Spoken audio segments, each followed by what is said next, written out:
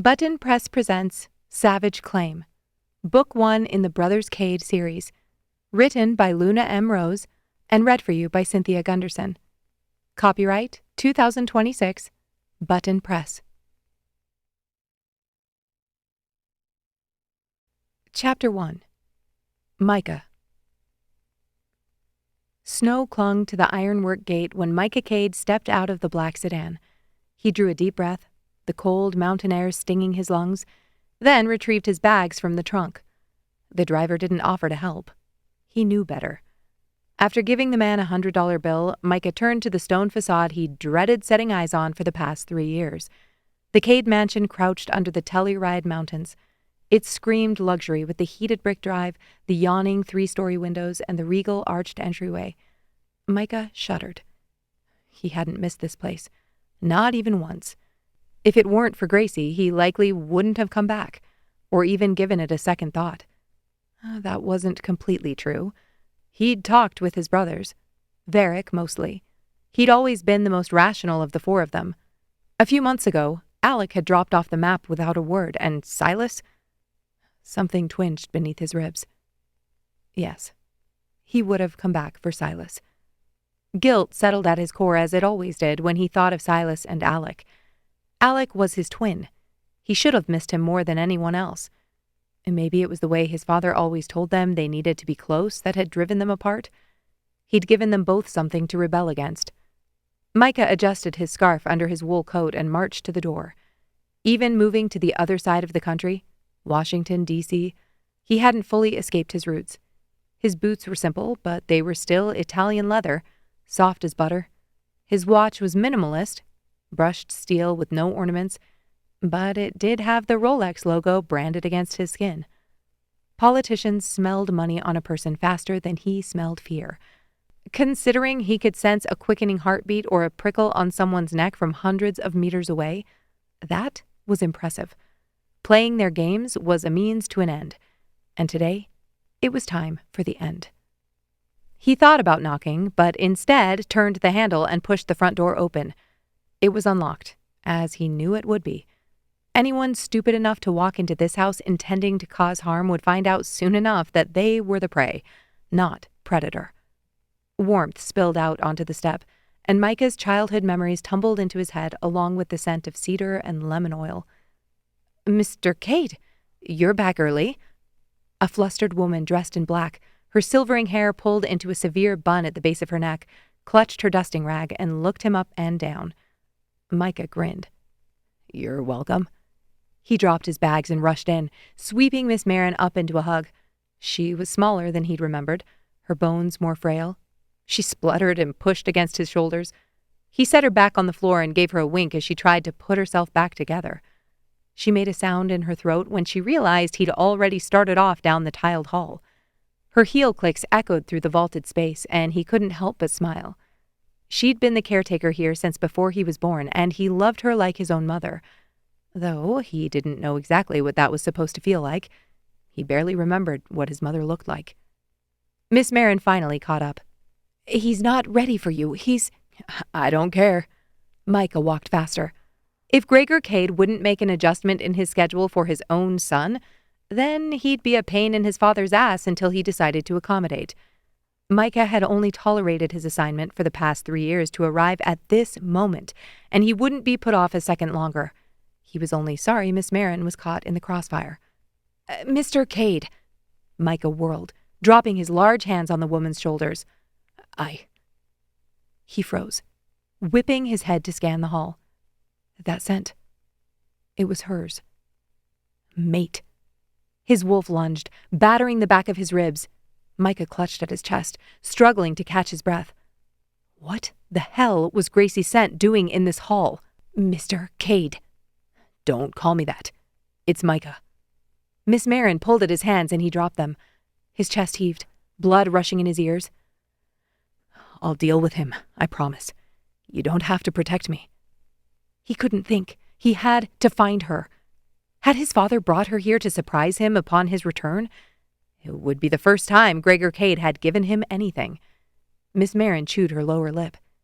"It's not you I'm worried about." Mikah frowned. Then voices lifted inside the council chamber and his hackles raised. Whatever she was worried about would have to wait. He needed answers. He took a step, but Miss Marin grabbed his hand and pressed something into his palm. Mikah blinked at the ring in his hand a moment before recognition took hold. It was his signet. His mother had made each of the boys a ring before she died. He hadn't seen it since he was a kid. Where did you... In your father's study. I was cleaning. Saved it for you. Warmth bloomed in his chest. He slipped the ring onto his finger, then lunged for the doors, slamming them open. The room was exactly as he'd left it. Floor-to-ceiling windows along the back wall, framing the mountains behind them. The table, carved from a single slab of flawless obsidian, showed a glassy reflection of the books on the shelves lining the walls. Mikah didn't have to scan the room to know exactly who sat in the oak chairs surrounding the council table. Their sharp, bitter scents gave them away. He looked only at his father as he postured opposite him. Gregor Kade stood at the head of the table in a tailored charcoal suit and a lilac silk tie, his expression carved into polite amusement. His eyes dropped to his son's hand, his nostrils flaring, when he saw the ring on his finger. Mikah, what a pleasant surprise. You weren't expected until... Spare me? Mikah didn't raise his voice, but it was more of a growl than he'd intended. Patience. His father wouldn't respond to flares of emotion. He shrugged out of his coat and draped it over the empty chair in front of him. You know why I'm here. Gregor's gaze sharpened. This isn't the time. I've spent 3 years fulfilling a contract you signed. 3 years protecting systems that rot from the inside out, so yes, this is precisely the time. He left out the part about 3 years of longing, 3 years of loneliness, 3 years of agony waiting for his mating bond. Now he scented her in the house. He hadn't been allowed to talk with her at the risk of their mating bond snapping into place while he was away. Mate sickness wasn't survivable, not for that length of time, and he had to fulfill the requirements to earn his inheritance, for both their sakes. Gregor's mouth curled. Damn it. He was around shifters now. He had to mask his emotions.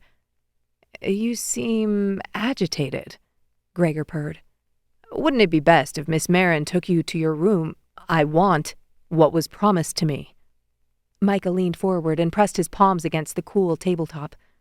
There will be no need for me to stay the night. When he'd left, he still held some respect for his father, for his family name. The Kade family had worked alongside humans for years, helping stabilize governments, protecting states and countries from corrupt and evil men. But now, after being privy to the inner workings of those deals, Mikah was well aware that his father's work wasn't born out of altruism. The Kade money and influence came at a cost. Gregor laughed, and a murmur swept the room. Oh, is that all? Then this will be simple. Harlan, please. Gregor held out a hand. Harlan Voss, Gregor's beta, stood, passing the tablet in front of him. The man had always been a tank, strong and compact, but now the lines of his face had hardened. His eyes had dulled. Mikah grew up inside the pack hierarchy, had learned it the way other boys learned local politics. At the top stood the High Alpha, Gregor, whose authority and will shaped territory, policy, and who oversaw the survival and flourishing of the shifters in the western United States. Harlan was Gregor's enforcer, gatekeeper, the hand that closed before dissent ever reached his father's throat. Beneath them sat ranked alphas and senior wolves, each tethered to assets, regions, or council functions.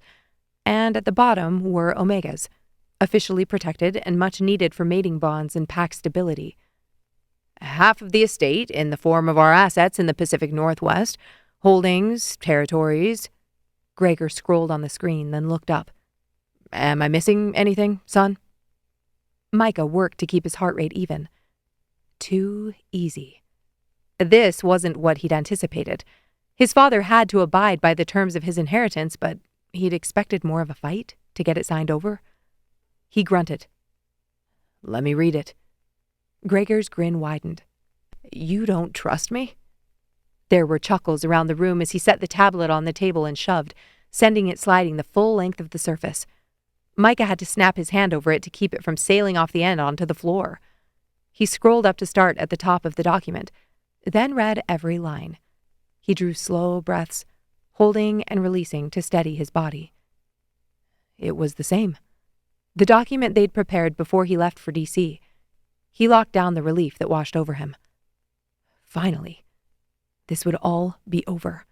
He would find Gracie and get her the hell out of this place, start their own pack in Seattle.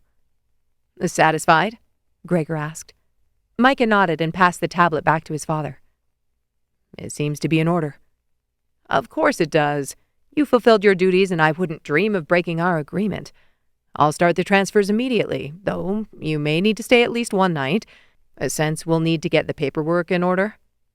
Mikah nodded once. As much as he wanted to drag his bag straight back out the front door, that was reasonable. I think this calls for celebration, don't you? Gregor laughed, motioning for support from his council members and visiting alphas.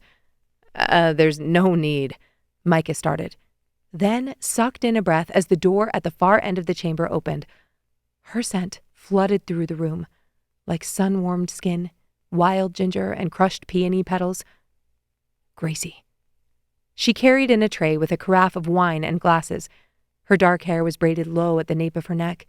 She wore simple slacks and a black high-necked sleeveless top. Her curves, her high cheekbones. He lapped up every detail like a stray kitten.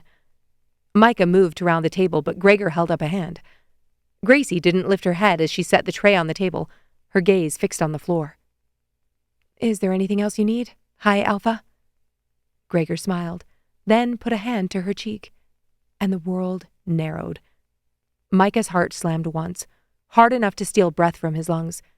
A second time, sending blood rushing through his ears. His wolf surged forward, awake and furious and starving. Don't touch her, he growled, and Gracie's eyes finally snapped to his. She gave a quick shake of her head, and her fear broke through the scent of iron flooding his mouth. It's not you I'm worried about. In an instant, he understood. The ease of his agreement, the smirk on his father's lips. Gregor was happy to give him the land, the property, the money, because he'd already struck where it would hurt most. And Mikah now knew why a son would murder his father. Chapter 2. Gracie. Earlier that day. She's barefoot again. Bare feet on cold slate, slipping out the side door of her parents' house before the dinner guests notice she's missing. She rushes past the barn and can't help but look across the valley. The Kade estate rises on the opposite ridge, all glass and stone, and even from this distance it seems like it's watching. Probably because inside, her parents are performing for the High Alpha himself. Her wolf had been agitated during the entire conversation. Gregor wanted something, but she wasn't sure what. Her father laughed. Her mother kept talking about how both of her daughters were Omegas with expected high fertility based on the testing she forced them to do before the holidays. Gregor was talking about Omegas and declining bonding rates, and she couldn't figure out what her family, what their entire pack had to do with those issues. Their bonding rates were fine as far as she knew. She excuses herself before saying something unforgivable. Now she's halfway down the slope behind the house, breath sharp in the mountain air, the lights of the town flickering below. She looks down at the flask in her hand and grins. Her father left it in the back, not wanting Gregor Kade to see. It was brewed up the canyon by shifters who don't exactly attend council dinners. She twists the cap off and takes a swallow. It hits like liquid flame in her throat, and she coughs. Running away again? A voice carries from the tree line. She rolls her eyes. I prefer the term strategic retreat. Mikah steps out of the aspens like the mountains shaped him. Black shirt clinging to his shoulders, hands scraped raw from whatever the hell task Gregor made him do this time. He smells like smoke and sweat, and her blood heats. He drops his eyes to the flask. Stolen? Borrowed. Mikah laughs and walks toward her. Let me try. She laughs, then spins on her heel and walks backward across the hill, arms wide. I don't want to share. Mikah runs, and she scrambles away from him. I'm sure my parents would be glad to offer you whatever you want. Wine, food, or either of their fertile Omega daughters. Gracie. No, really. High Alpha, sir, we are honored. She deepens her voice in mockery. Our daughter is fully prepared to serve pack interests. Micah's jaw tightens. I had nothing to... She waves him off and takes another swallow, then winces as it hits. He sighs. Stop drinking that shit. Stop telling me what to do. He closes the distance between them in 3 strides and takes the flask from her before she spills it down her crew-neck sweatshirt. Before she can pull away, he grips her waist. I had nothing to do with this. I haven't said a word to Gregor. She lifts an eyebrow. A word about what? When his face heats, she laughs and says, calling him by his first name doesn't change that he's your dad, by the way. He pulls her close, tipping her chin up so she has to look at him. I know you're angry. She tries to come up with a witty comment, a joke, but instead tears well in her eyes. Her arms go slack. I'm not angry with you. Yes, you are. The tears spill over onto her cheek, and he brushes them away with his thumb. She sinks into him, dropping her head to his chest, listening to the rhythm of his heart. It's years, Mikah. I know. You're too young. I don't look it. She snorts. You barely have chest hair. Mikah laughs out loud. He pulls her back, sitting on a boulder and pulling her into his lap. Is that what you'll miss? My chest hair? She nods with a pout on her lips and tries to sneak the flask from his hand. He kisses her, and her blood floods with heat. She pulls back, already breathless. You could stay. I can't. But that's not how this works. Then make it work differently. She knows she shouldn't make things worse by pressuring him, but it comes out anyway. Their eyes lock. I'm sorry, she whispers. The mountain air shifts and he closes his eyes, drawing a deep breath. You make leaving so much harder. A smile curves her lips. Good. He tries to look stern, but it doesn't hold. She loves that she can make him soften. To everyone else, he's the high alpha son, but to her, well, he's everything. He slides his hand into her hair, mouth taking hers. The tip of his nose is cool from the evening air, and she sucks in a breath when it brushes her cheek.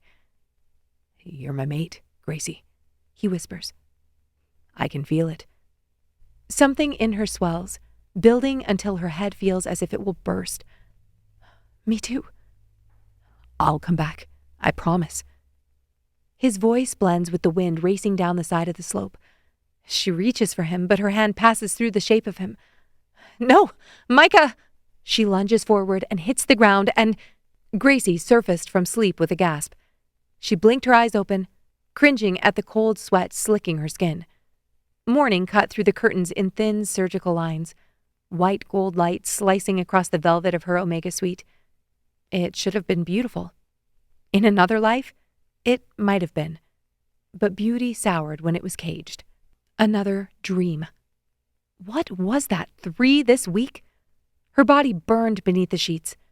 Not a pleasant heat. Nothing like the warmth she used to feel next to Mikah. This was different. Wrong. Chemical. Her throat thickened. It had been years, and it still felt as if he'd barely left. She missed him so much. Her bones ached. Even though they didn't bond before he left, the sickness was still there. The hollow pit.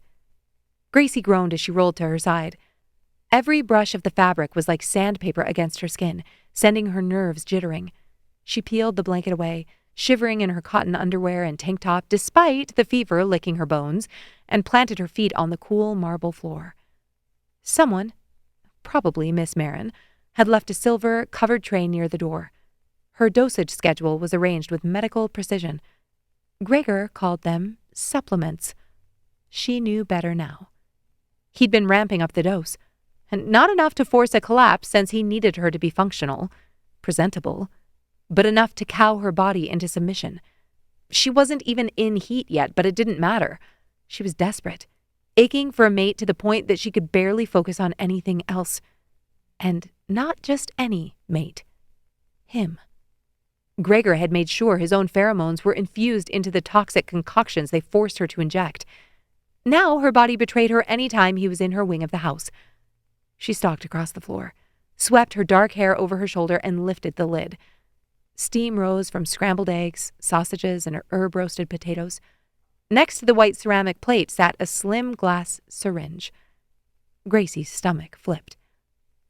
It wasn't only his pheromones in that syringe, or she would have had no trouble setting it aside.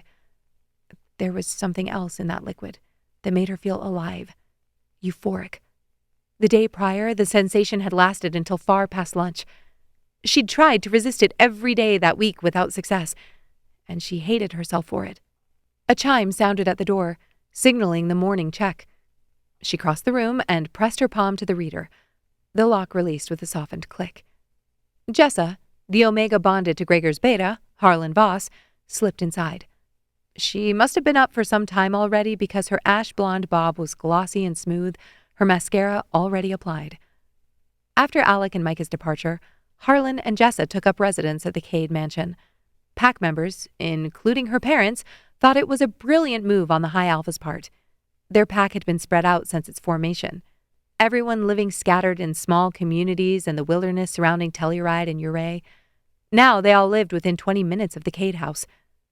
Something about that rankled. Wasn't their goal to improve relationships with humans? If they lived among them, they could prove that they weren't out to steal their children or force their women into submission. Though not many humans knew of their existence in the first place. Even if they never spoke it out loud, they could sense something was different about shifter kind. They proved it by staying clear of this side of the mountains. Given her current situation, Gracie didn't blame them. Jessa's pale amber eyes darted to the untouched syringe on the tray. Her mouth turned downward before she schooled her expression. Feeling rebellious this morning? Gracie wrapped her arms around herself. I just needed a minute. Jessa nodded with a smirk. I think that's why he chose you, you know. You've never acted like an Omega. Jessa was her friend. One of 3 she'd grown close to since taking up residence here, along with Silas, Micah's half-brother, and Miss Marin. Still, she hated when Jessa talked like this. She made it sound like Gregor should be commended for choosing her and forcing her to comply with his every whim. Gracie scoffed. False. Acting like an Omega is exactly what I do. She could list 100 times where she'd submitted without a word right off the top of her head. Oh, she'd fought plenty when Gregor first brought her here. And then she learned the hard way who held all the cards in this little game they were playing. Will I be getting my run this week? Gracie asked, her heart picking up speed. The mountains were calling her. She relied on the freedom of her shifts and roaming through the foothills, but it was her connection with her sister that really kept her going. She could only talk with her pack through the bond when she was in her wolf form. Gregor only let her shift once a week. Jessa nodded. I haven't heard any different. She sighed and sat down on the bed, like she always did when she was about to give bad news. The council meets this afternoon. He wants you ready. Gracie's throat tightened. The idea of being anything for Gregor Kade made her stomach roil. Again, she thought of Mikah, of her dream, his stubbled jaw, storm gray eyes. He would tear the council apart for what they were doing to her and the other Omegas. She just needed to find a way to send him word, to talk with him. Gregor had required that she not contact Mikah from the second his assignment started. He told her that any communication between the two of them could trigger a premature bond, since he'd be emotionally unstable in his assignment. She didn't want to be the cause of an alpha breaking, did she? Don't. Jessa gave her a look. But you've been wishing you could contact Mikah for what? 2.5 years now? The full 3, but who was counting? She'd tried to get Silas to do it for her, but he'd been cut off too, unless his father was listening. As far as she knew, Mikah hadn't talked with anyone in their pack without a chaperone since he left. Gracie, at some point, I can't accept this. It isn't right. Why am I here, Jessa? Gregor already has his heirs. Jessa sighed. He's not looking to mate. Exactly! Gracie spun to the window, her chest so tight she could barely breathe. How can you sit there and let Gregor and Harlan push this registration? Jessa sat up straight. I'm not sitting here and letting anything. I've talked with Harlan. He says they have their reasons, and of course they do. Gracie squeezed her eyes closed. She needed to strip down and writhe on the floor to mate with the next male who walked through her bedroom door, or hell, even Jessa. This was something she and Jessa couldn't talk about. She was loyal to her mate. She had faith in her high alpha. Gracie did not. She was staring down the barrel of a public bond announcement. Weeks, Gregor had said last night. Weeks until she lost the last of her already fragile independence. She'd been forced into his bond testing as a way to keep her sister off the bidding floor. Since Mikah left, Gregor had succeeded in implementing mass Omega registration within the Western Pax. At first, it was the gathering of information, some fertility testing. Then it was matching, scent testing, and auctioning Omegas off to whoever Gregor wanted to impress most. Her own pack members justified this. They said it was forward-thinking to use genetic matching in securing strong bonds. It was an investment in the future of the Pax, a necessary evolution. Gracie saw it for exactly what it was. Alphas and betas being given a green light to compete for Omega possession, to turn them all into commodities. The youngest fertile Omegas were targeted for matching first, and when Gracie opposed, Gregor offered her a deal. Consent to the testing, and Talia remained unlisted. It hadn't even been a choice. But just like his registration program, Gregor was always 3 steps ahead. He never intended to keep her only for research, and she couldn't raise a complaint or refuse him without endangering Talia. "Are you going to eat this, or—" Jessa put the lid on the tray, picking the whole thing up and setting it on the table. Gracie's stomach rumbled, but the idea of taking anything, even food, felt like capitulation. Jessa blew out a breath. "Starving yourself won't help." "It might." It wouldn't. She'd already tried countless times and failed abysmally. Jessa snorted, then rounded the table. "It will be okay." She reached out, but Gracie stumbled back. "Don't touch me." Her lips burned, her thighs aching and hot. "Sorry, everything hurts." Jessa blinked, then nodded once. "No, I'm sorry, I wasn't thinking." When Gracie didn't answer, she continued with, "I was saying it will all be okay, Gracie. The High Alpha has a purpose in this, and—" "Please, don't!" Gracie stormed to the window. It will be okay? What a load of horseshit. Jessa had bought into the narrative just like the rest of them. Though, she had more reason than most to align with Gregor Kade since she was bonded to his beta. It would be impossible for her to combat the loyalty there. If she did, she'd likely be looking at a stripped bond. But the rest of her pack? They were like a herd of elk surrounded by wolves. If they offered up their weak, it would give them a chance of escaping notice. They only had to convince themselves that they chose all of it. The door clicked closed as Jessa exited the room, and Gracie blew out a breath. She could have been more patient. Jessa wasn't a cruel person, but sometimes it was hard to separate the cruelty she believed in from the kind-hearted person she was underneath. Those two pieces didn't seem compatible. Gracie scratched at her burning skin, staring at the shimmering water of the pond beyond the courtyard. It would be next to impossible for her to hurl herself over the edge of the balcony and travel far enough to land in the water, but it might be worth the risk. Too bad the balcony had a sensor system. She'd found that out the hard way. After steeping in self-loathing a little longer, she turned from the window and went straight for the syringe. Chapter 3. Gracie. Gracie's head was fuzzy as she prepared herself the way Gregor preferred. Clean skin, her hair pulled up, a tight sweater and slacks that accentuated her hips and waist. It made her sick. But fighting wasn't working. Her only hope— And no. Who was she kidding? She'd lost hope weeks ago. This was purely survival. She stared at herself in the mirror. Her skin was pale, her eyes too bright from the chemicals braiding with her blood. She didn't recognize herself. But at least now, with pleasure coursing through her veins, she didn't exactly care. A chime sounded, and Gracie jumped, squeezing her eyes closed. She forced a deep breath and stepped into the corridor where 2 of Gregor's thugs waited. At first, She tried to learn their names, to connect with them on a personal level, but when they were happy to hold her down for blood testing seconds after sharing how their mate was pregnant, she decided it hurt too much to pretend they saw her as anything other than an assignment. The scent of them nearly bowled her over tonight. That was the one benefit to the dosing. Her senses were heightened since her body was convinced she was searching for a mate.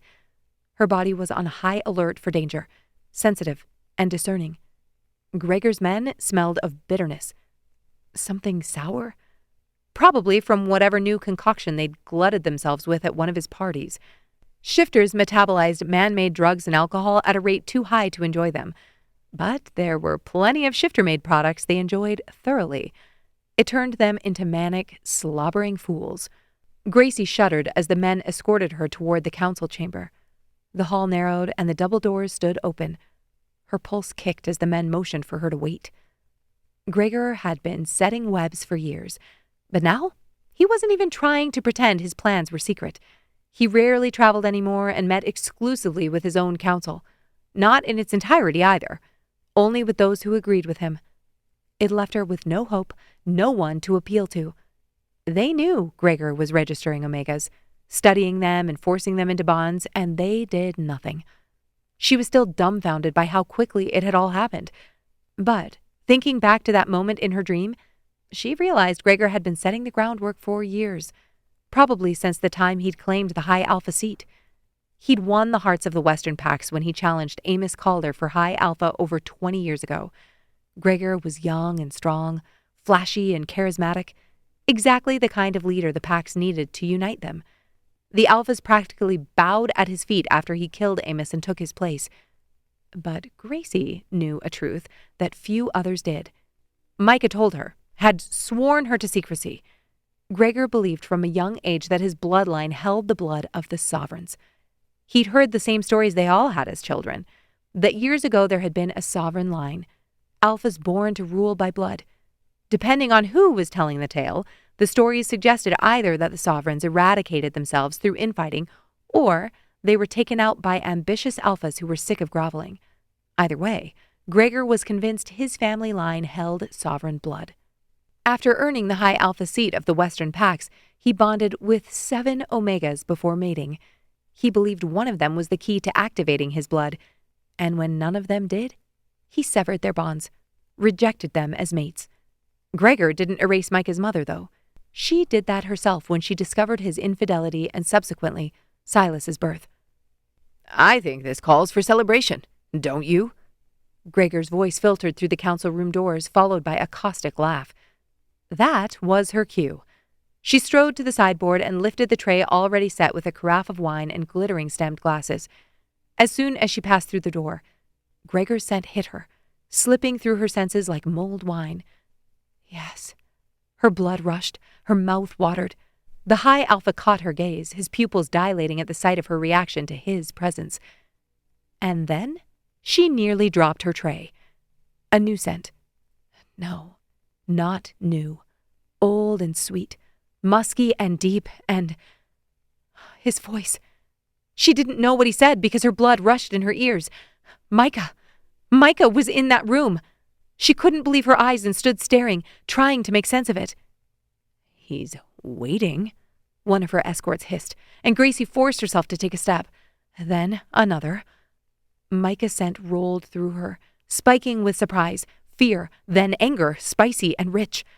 She didn't look up. She couldn't. If she did, she would throw this tray and run to him, and Gregor would slit her throat, or his, with a letter opener. But in that moment, despite the obvious danger, all she felt was relief. With all the injections, all the manipulations of the cells in her body, she wondered if she'd ever respond to Mikah again. And now she knew. It didn't matter how much they forced her to respond to Gregor. Her body had not forgotten Mikah. She set the tray on the table, her gaze fixed on the floor. Not now. She knew the role Gregor expected from her, and she played it well. Submissive, even if rage threatened to burn up her throat and incinerate everything and everyone in front of her. Gregor would assume her heightened reaction was for him. She just needed to pretend a little longer. "Is there anything else you need, High Alpha?" she asked. then flinched as Gregor's hand brushed her cheek. Desire flooded through her, her eyes fluttering closed. No, she didn't want Mikah to see her like this, but there was nothing she could do. Her head was clouded, her senses warring with themselves. "Don't touch her!" Mikah's voice boomed through the room, and her body flooded a second time with heat. He doesn't know. She gritted her teeth, her eyes wild as they snapped up to meet his. "Don't," she willed Mikah to listen to her silent message. Gregor's hand slid down her arm, tightening around her wrist. Shit! Such a mistake to look up. She couldn't take her eyes off Mikah. He was just as she'd remembered him. Beautiful, strong. Hers. Gracie wet her lips, allowing the truth to wash over her a second time. Mikah was here. If she could only talk to him, tell him what was happening. But Mikah could scent her too, couldn't he? He would have noticed her reaction to Gregor. He would think. "Go," Gregor snapped, his grip tightening on her arm. Gracie pulled her arm from his and spun, hurrying out of the room. She barely had time to suck in a breath before Gregor's men flanked her on both sides and escorted her to her room. Whatever he'd said through the pack bond, they were taking it seriously. When the door closed to her room, she let out a desperate cry, her skin close to combustion. She wanted to scratch every inch of it off, become so hideous and scarred that Gregor would be forced to choose a new Omega to domesticate. And every time she had thoughts like that, she quickly remembered. There were only 2 reasons she stayed in this prison. One had just appeared in the council room, and one was in her first semester of university. This was not what she signed up for. She never agreed to bond Gregor Kade. But would Mikah know that? Would she get the chance to tell him? The tray still sat on the table where Jessa had placed it, and she swiped it off, sending the lid clattering, the biscuits and jam leaving blood-red streaks and crumbs across the tile. The empty syringe rolled, coming to rest next to her foot. She plucked up the paperweight from the end table and smashed it to pieces. Her breathing was so heavy she barely heard the knock at the door. "What?" she barked. Silence. She would not go over there and scan someone in right now. If it was Miss Marin or Jessa, they'd have to wait. Then a deep voice filtered through the door. "Is that the way you greet your high alpha?" Gracie stiffened, her jaw going slack. She didn't have time to breathe, let alone clean up her mess, before Gregor scanned and pushed into the room.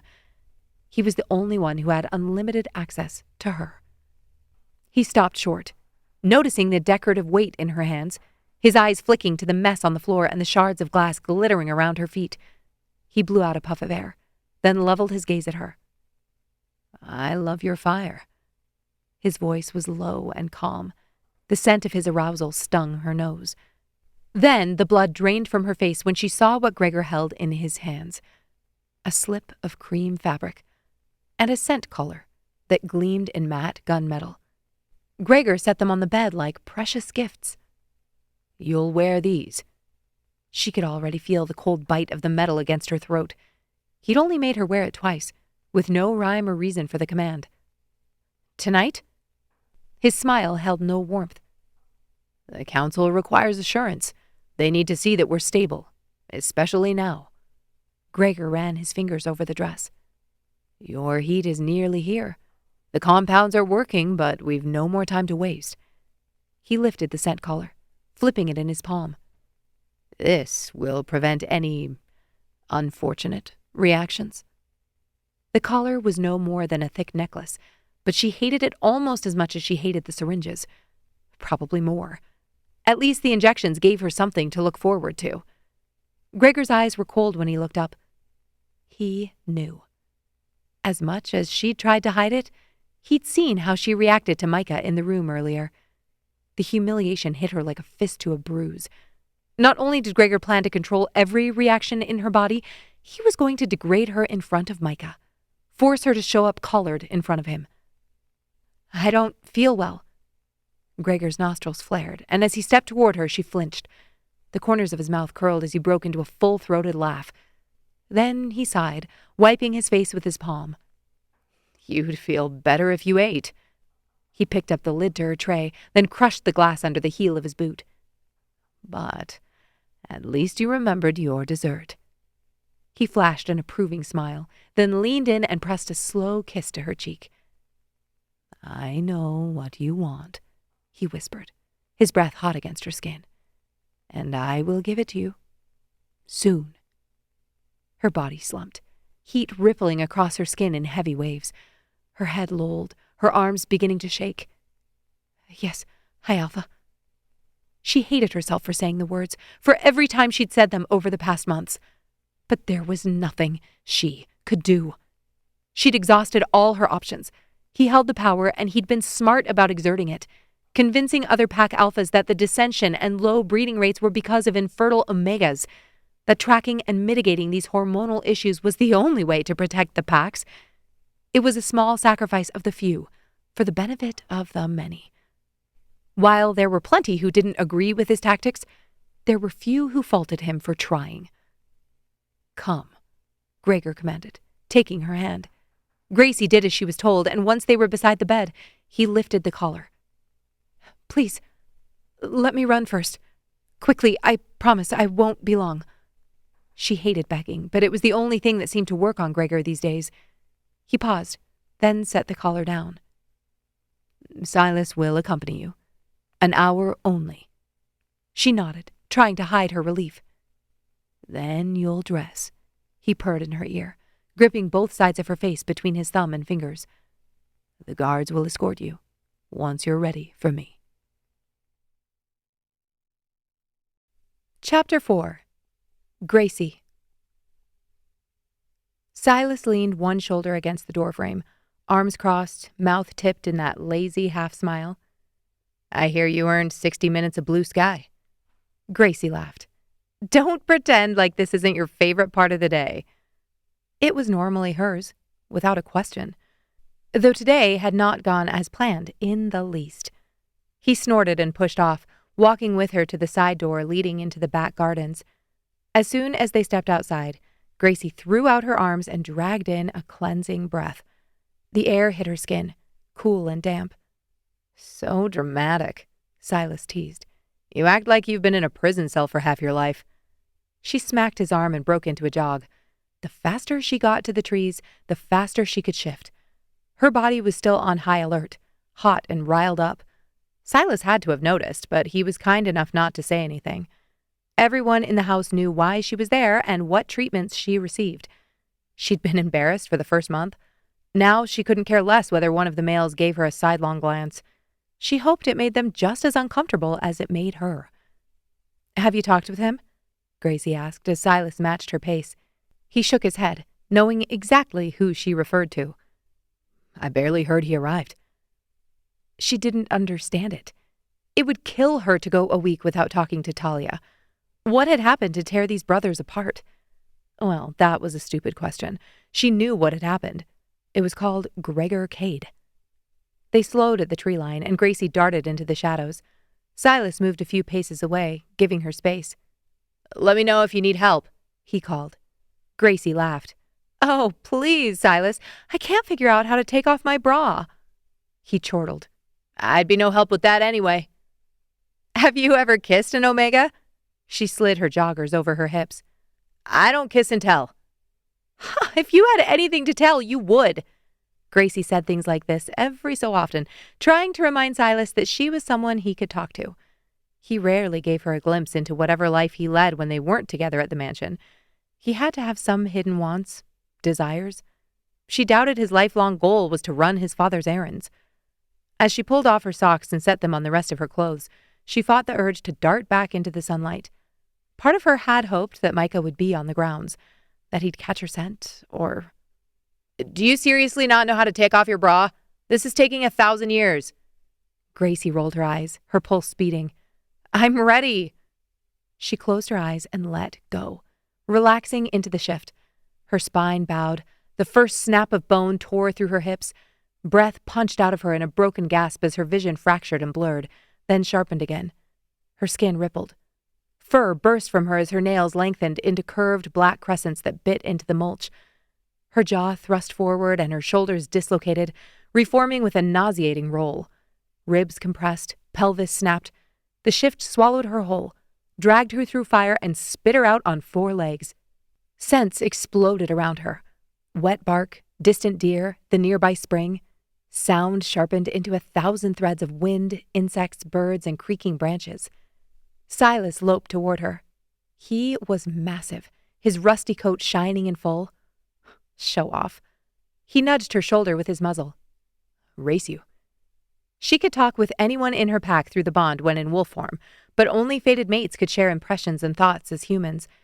She didn't answer Silas, just took off.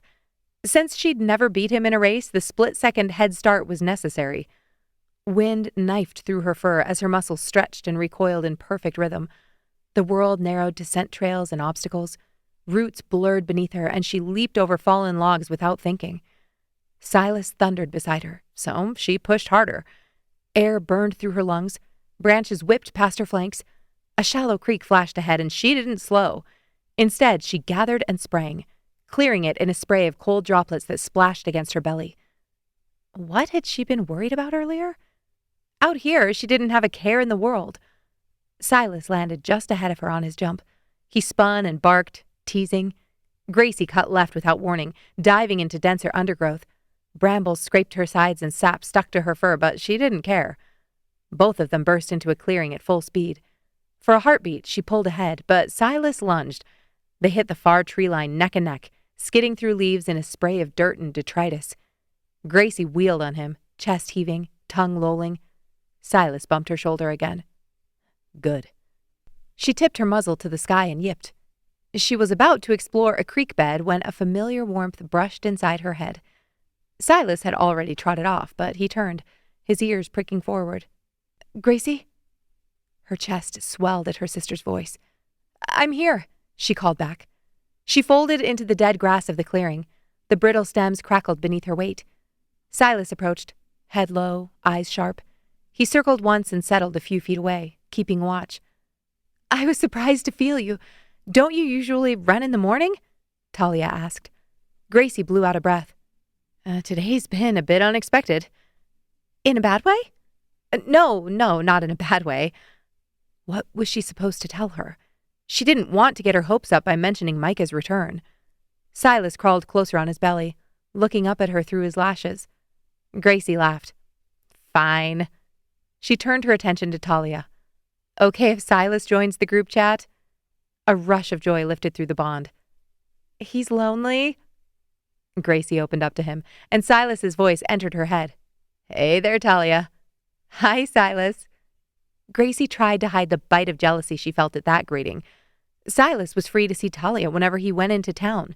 He often brought back a note or a small gift from her, but what Gracie would give to leave the house. She didn't understand why Gregor was so protective.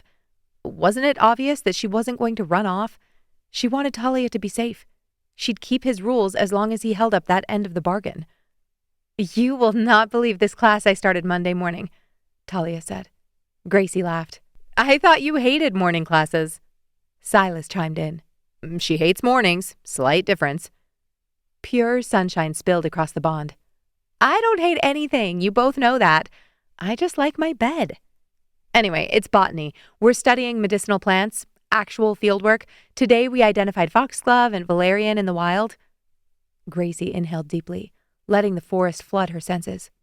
Look at you, little healer. It makes sense to me.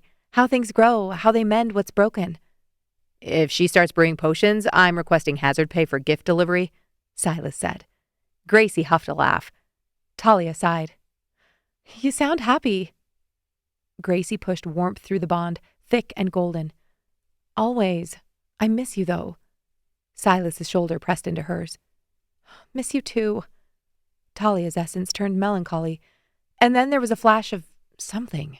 Was it anger? No, more like intention. Gracie cocked her head, listening for anything else to clarify the emotion. Talia didn't know why she was truly with the Kades.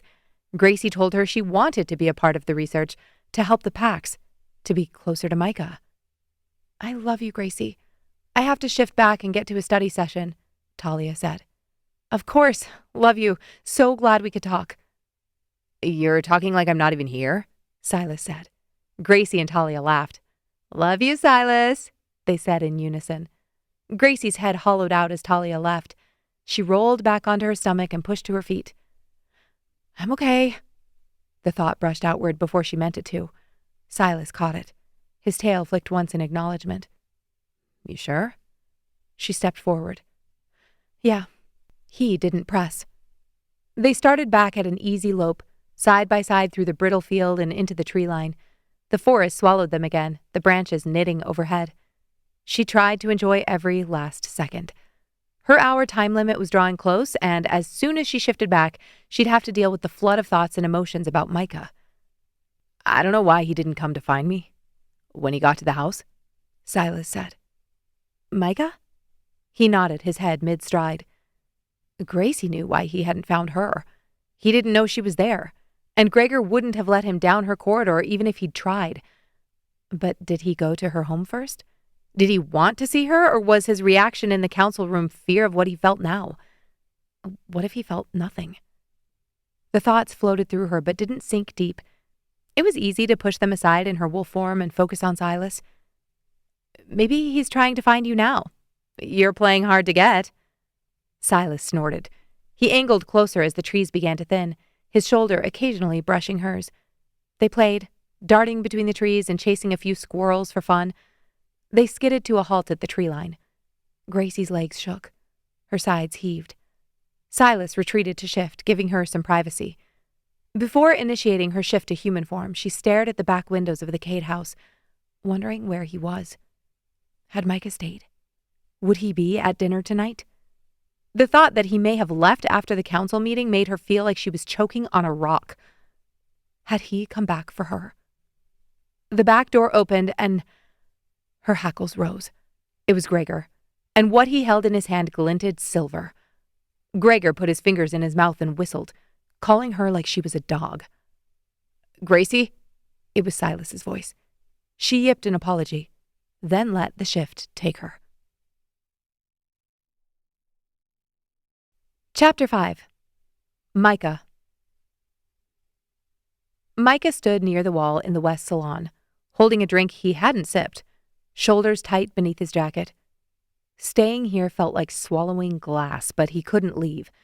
Not now. Not when Gracie was being kept under this roof.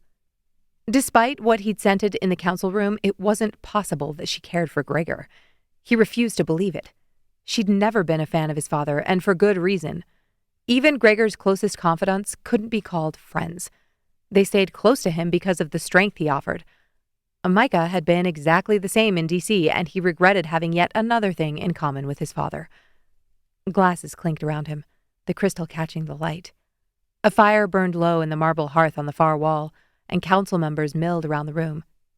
She would be here. She had to be here. If he knew anything about his father, Gregor Kade would want a repeat of what had happened in the council room earlier. He'd presented Gracie at that moment to cut, and he'd shove the knife deeper if he could. The only thing Mikah hadn't figured out was why. To hurt him? His father never needed an excuse to be cruel, but this was out of left field, even for him. Unless he'd wanted her then? Had he planned to take Gracie for himself before Mikah left for D.C.? Had that been the reason for the request in the first place? He hated thinking of that time, of his own cowardice, allowing himself to be forced into leaving with the promise of territory, of wealth. But his father had never shown confidence in him. He'd never held him up like he did Alec or Varric, and he'd never needed him before. Somehow, his father's desperation for him to take that assignment had felt like love, respect, admiration. What a fool he'd been. The doors opened to his right, and Mikah's heart stuttered as Gracie entered the room. For a moment, everything else fell away. The hum of voices, the feel of cool glass in his hand, the questions in his head. She wore cream tonight. The dress fit her curves perfectly, making her look like a goddess as it puddled on the floor. Her hair was pinned back at the nape of her neck, exposing skin he remembered kissing, biting. But now she had something around her neck. He frowned. Gracie had never been interested in jewelry. Gregor was dressed in all black. His hand rested at the small of Gracie's back as he guided her forward, and Mikah set his glass on the nearest table to avoid crushing it in his hand. He braced himself to breathe her in like poison, like smoke filling his lungs. He'd sensed her heightened arousal in the council room, and he needed to know, to be sure. that she wasn't entering a heat with his father as her mate. He dragged more air into his nose, but there was nothing. Another breath, both dreading and wishing for the agony of smelling her desire. Again, nothing. His chest burned. His throat closed. This was wrong. All of it was wrong, and it had his father written all over it. Was he manipulating her scent somehow? Had he found a way to control her emotions? The thoughts clawed through him, stripping him raw. His jaw locked until his teeth ached. He remembered her mouth on his, her breath in his ear, her fingers dragging down his back, and the idea of her taking a mating bond with him, with his father. The idea rotted inside him, and he turned his back, gagging.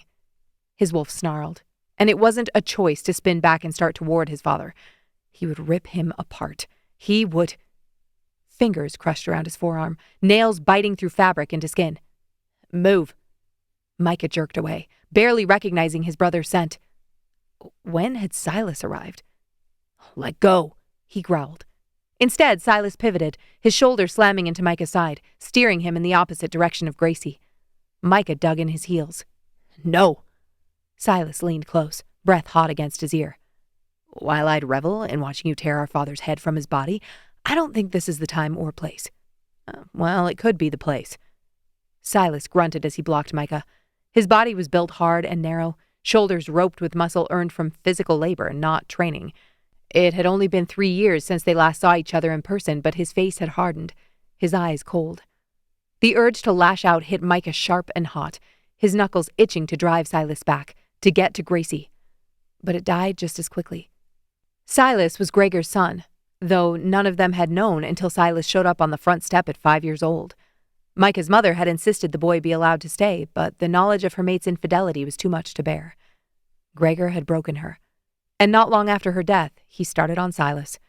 Not with the pain and humiliation he'd used on his other boys, but with complete indifference. Silas's natural, fun-loving nature shifted into something dark, his sense of humor into steely control. Mikah had watched it happen and did nothing to stop it. Now, he wouldn't become like his father and hurt Silas. Not tonight, not ever, even if Silas stood between him and his mate. I don't care about time and place, Mikah hissed. Silas coughed a laugh. You will. He dragged Mikah through a knot of guests. A woman frowned as they passed, but no one met their eyes. No one ever questioned Gregor's sons. In the hall, Silas gripped his shoulders, pushing him back against the wall. Look at me. Mikah struggled with half strength against Silas's hold.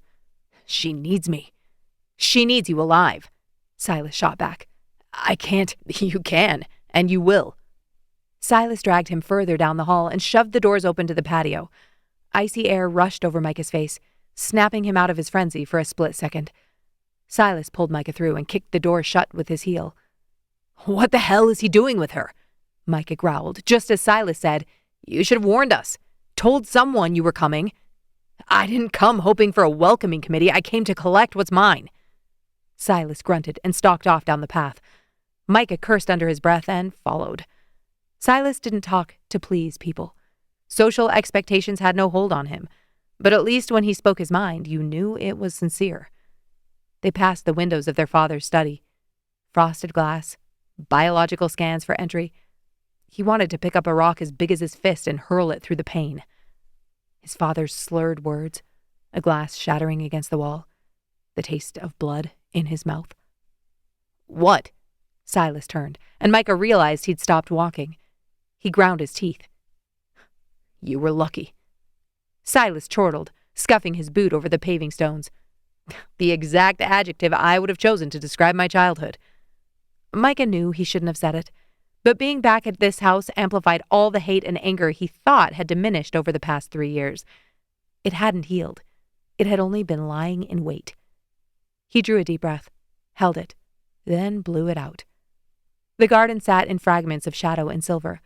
Moonlight spilled through the bare branches of the hibernating trees, turning the paths into soft ribbons. Somewhere beyond the hedges, water trickled over rock.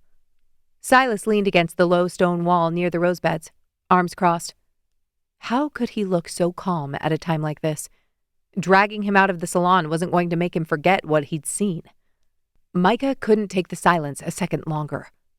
She's trapped in there. Lower your voice. I don't give a shit who hears. Mikah dragged a hand through his hair. If you know something, lower your damn voice. Silas pushed off the wall and closed the gap between them. I'll tell you what I know, but you need to settle down first. That's impossible. Well, make it possible. I'm not standing here while you trot back in there like a lamb gift-wrapped for slaughter. Mikah fumed. He wouldn't. He damn well would. You've been his pet while you were in D.C., but if you go rabid, he'll happily put you down like the others. Mikah's jaw clenched. He wanted to argue, to pretend the blood that ran through his veins meant anything to his father. But Silas knew the truth of it better than anyone. Silas took a step back, clearing his throat. 6 months ago, Gregor changed his schedule. He ground the R on his father's name like it was rotten fruit under the heel of his boot. How so? Silas dragged a hand over his face. He stopped traveling, stopped visiting the Southern Pacts, and started meeting with the council here exclusively.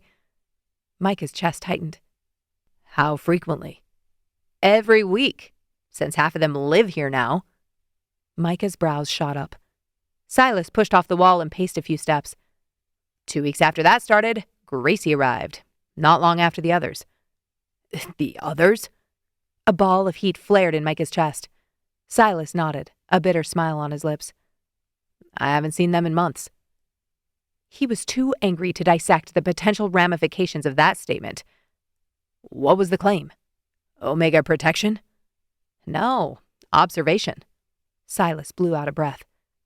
Gregor hired Halverson. Mikah stiffened. The geneticist? The Halverson name carried weight across every major shifter territory. She was a physician to 3 high alpha lines, architect of the modern bond protocols, and was regularly invited to council summits. Mikah had been 16 the first time his father paraded him into Halverson's private clinic for a baseline dominance assessment, forced to stand bare-chested under cold lights while the doctor murmured about him being good breeding stock. Silas nodded. Since then, we've added a neurologist, a behavioral specialist, 2... We? Silas dropped his eyes, and Mikah regretted the question. He shoved his hands in his pockets and worked to make sense of what he was hearing. Omegas. Doctors and specialists. Obviously, Gregor was searching for a solution to their decreased breeding rates. But why use Gracie? If he wanted information, wouldn't there be hundreds of Omegas to choose from? He'd need a controlled study, diversity in his sample group. He'd need forced bonds, Silas snapped, and Mikah froze. What? You'd eventually get there, but I'm catching a chill, so I'm speeding you along. He's convinced that Omegas have been tainted by the modernization of society. They're attracted to the wrong things and confusing their wolves. Mikah blinked.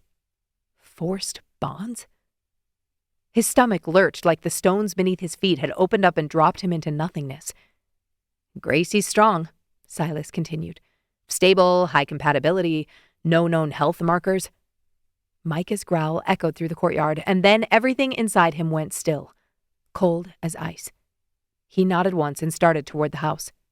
Mikah, don't! Silas didn't argue that time, but the sound of his boots on the path was enough of an answer. Mikah wasn't sure if Silas followed because he knew well enough that he wouldn't do something stupid, or if all along he was secretly hoping he would.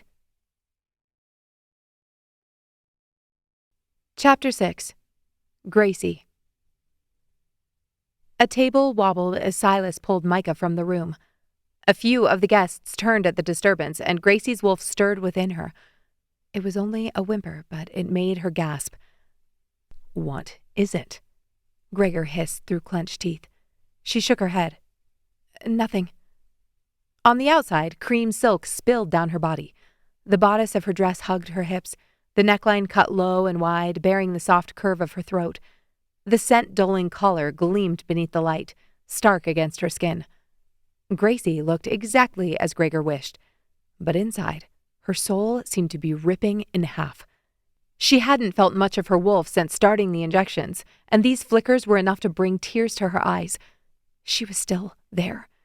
Relief washed over her, pushing her mind past the fog of chemicals still rushing through her blood. Her body had betrayed her in the council room. Every nerve had sparked when Mikah looked at her, when she caught his scent.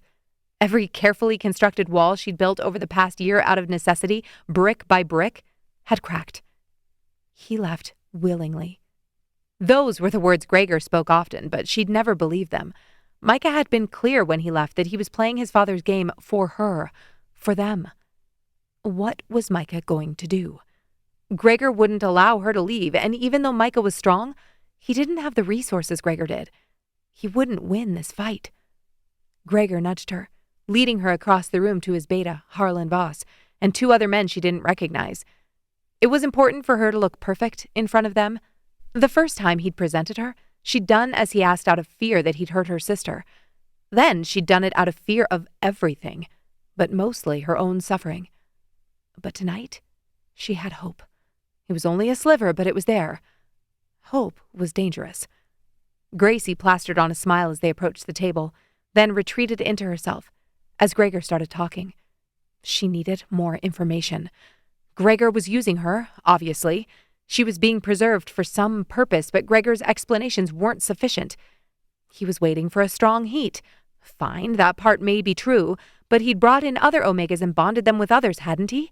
She'd never seen the results since they didn't stay after the procedure, but why was she any different?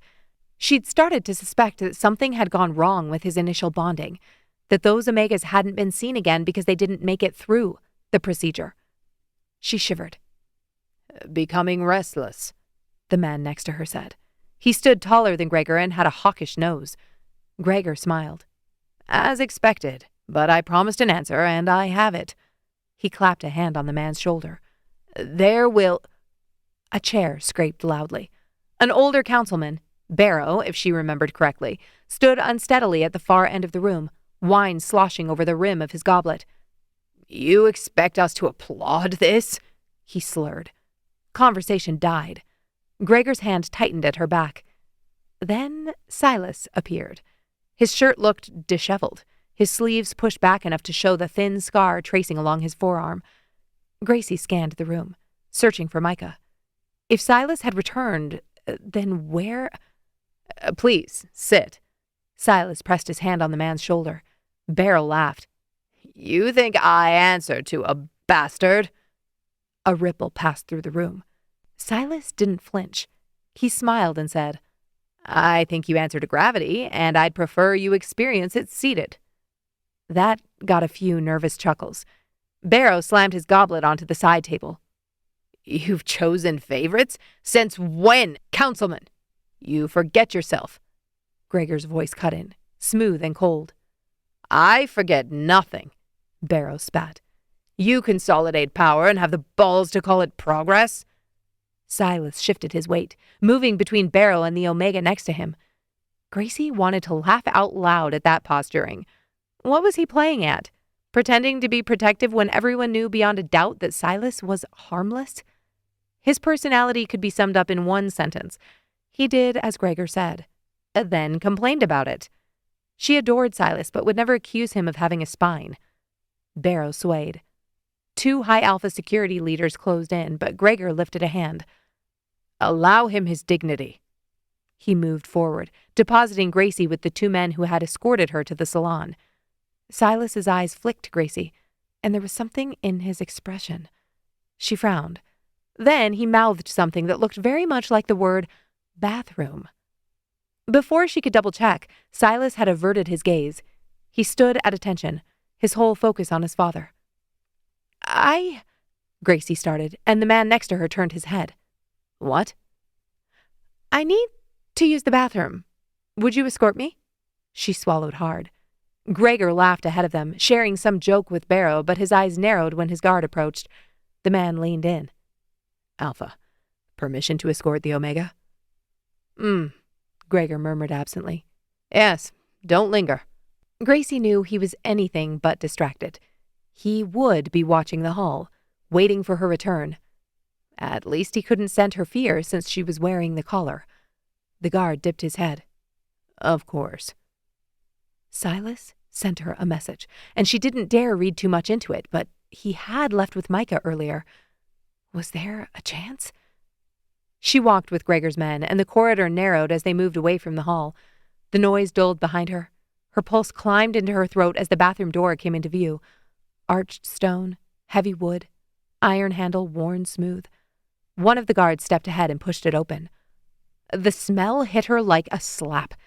Metallic, sour. Her stomach twisted. The guard swore under his breath and crossed to the far wall. He shoved the window open. Cold night air rushed in, slicing through the stale scent. "Be fast," he grunted, still holding his breath. She winced, then moved into the room, closing the door behind her.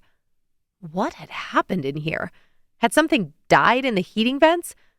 Gracie spun in a circle, at a loss for what she was supposed to do. Wait? Look for something? Should she... A sound. The crack of a branch outside the window. Blood rushed in her ears. This was stupid. She was imagining things. She reached for the pump on the top of the soap bottle when her head snapped up. A hand clamped over the window's edge, and she choked back a scream, stumbling away from the basin. The hand was large, fingers curling tight around the sill. The window frame creaked under sudden weight, and before Gracie could reach for the door handle, she froze. There. A misshapen fingernail on the middle finger. Yes. She knew that hand. Chapter 7. Gracie. Mikah hauled himself through the narrow opening, boots hitting marble, shoulders striking the wall hard enough to rattle the mirror. A knock sounded instantly. "You all right in there?" Gracie's heart lurched into her throat. "I'm fine," she called. "Tripped on my dress." Mikah straightened in the tiny space, chest heaving once from the climb, eyes locking on her. Everything inside her snapped awake. Those 3 years apart vanished in a split second. They didn't blur or dull, they simply evaporated. He moved first. His hands caught her face, and then he was kissing her. There was no hesitation, no careful approach. His mouth crushed over hers like restraint had been killing him by degrees. The impact drove her back into the wall, the cool marble hissing against the heat of her skin. A dull ache bloomed in her belly, igniting the fire smoldering beneath her ribs. "I missed you." His hand fisted in her hair, angling her head, devouring her between gasps. Another knock. "Miss?" She tore her mouth from his long enough to flush the toilet. Water roared through the pipes. Mikah dragged her back, and his mouth dropped to her jaw, her throat. She couldn't do this. Her body roared to life, desperate to complete the cycle they'd put in motion over 5 years ago. But his lips were dragging over her skin, and she couldn't form the words to tell him to stop. He blew out a frustrated breath against her skin. "Where are you? I can't—" "The collar." His hand flew up. He grabbed it and yanked. "Don't!" she hissed, grabbing his wrist. "You'll trigger it." He searched her eyes, his pupils dark and liquid. "What the hell happened?" Gracie tried to form a sentence, but she was breathing too hard. "Your father, he—" "Tell me later. I'm getting you out." He turned toward the window, dragging her with him.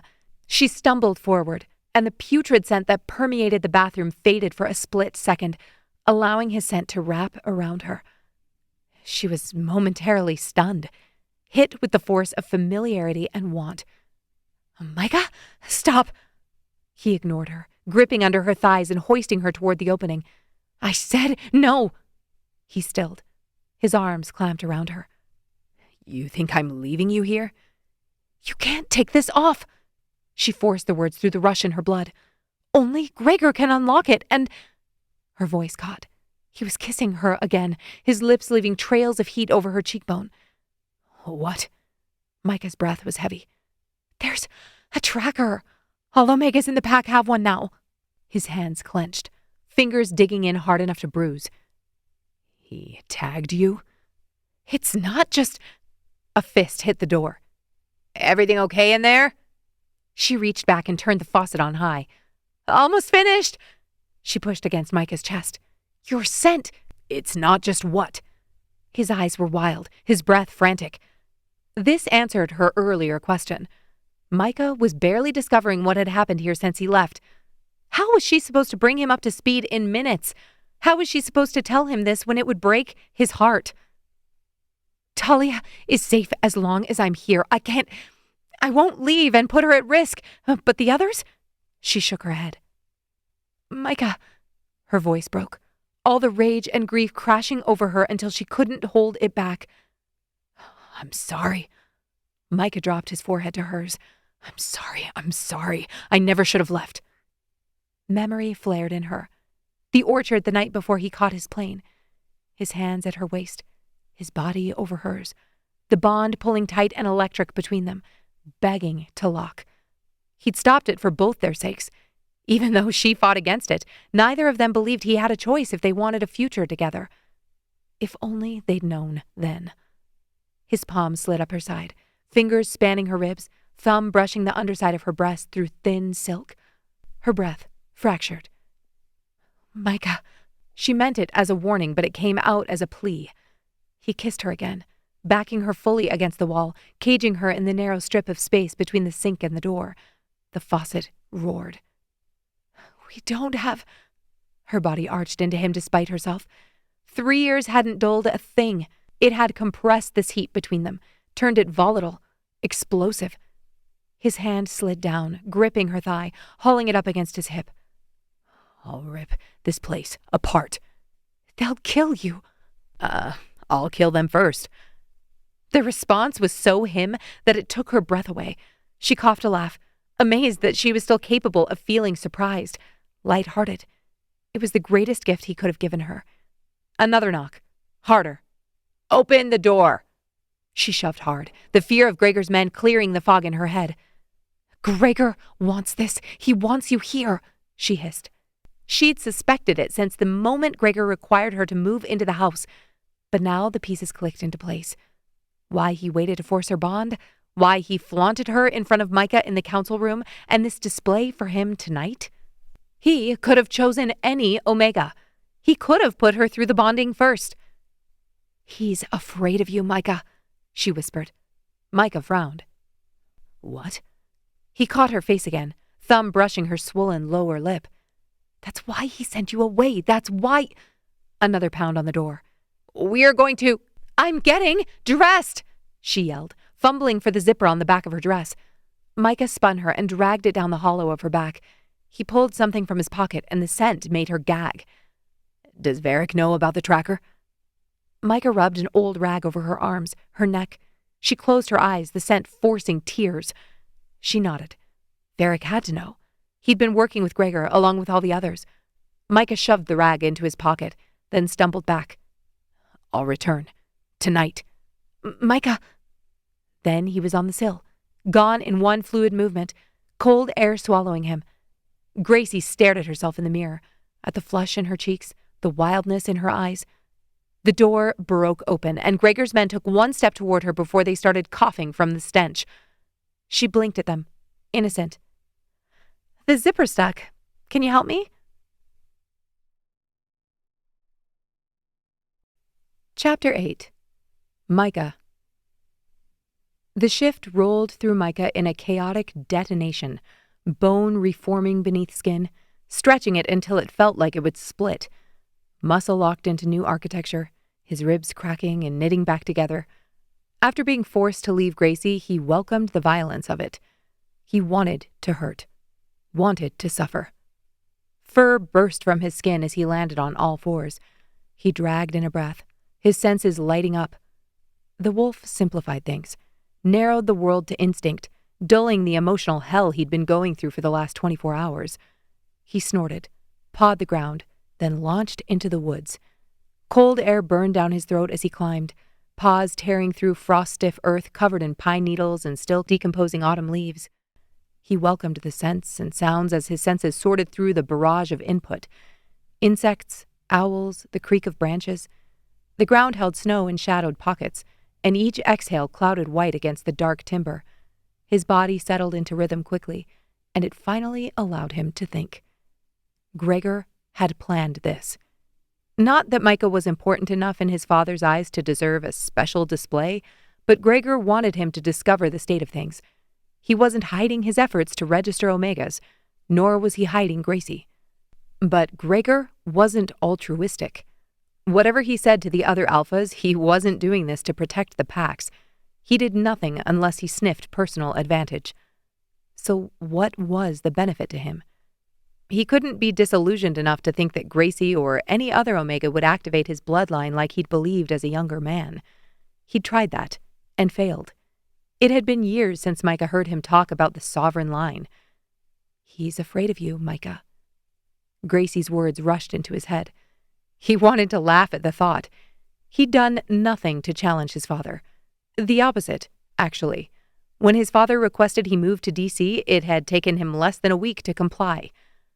Mikah crested a ridge and slid down the opposite side in a controlled descent, claws digging into shale to keep balance. The estate lay miles behind him now, but distance did nothing to ease the pressure coiling in his chest. Where the hell was Alec? Silas was here as expected, and Varric. Well, he'd heard enough to know his brother was partially involved in his father's plots. Again, expected, but beyond disappointing. Varric wouldn't approve of a registry. He couldn't. So why would he participate in tracking and bonding Omegas? Probably the same reason he'd picked up and gone to D.C. Mikah vaulted a fallen cedar trunk and landed hard, jarring his bones. He lengthened his stride as the terrain shifted from scree to underbrush and finally to river valley. The scent of water reached his nose, heavy and mineral-rich. The river roared louder as he cut through the final stretch of timber, current slamming into rock with violent insistence before bending wide near the house. Mikah didn't slow until the clearing opened fully around him. He shifted mid-stride, and the reformation was faster this time, muscle retracting, spine lifting, skin stretching while his lungs still heaved from the run. Steam rose from his shoulders as he strode across the cold ground toward the porch, unbothered by his nakedness or the temperature. The physical exertion was good for him, sharpening his mind and settling his rage into simmering determination. Varric's front door opened before Mikah reached it.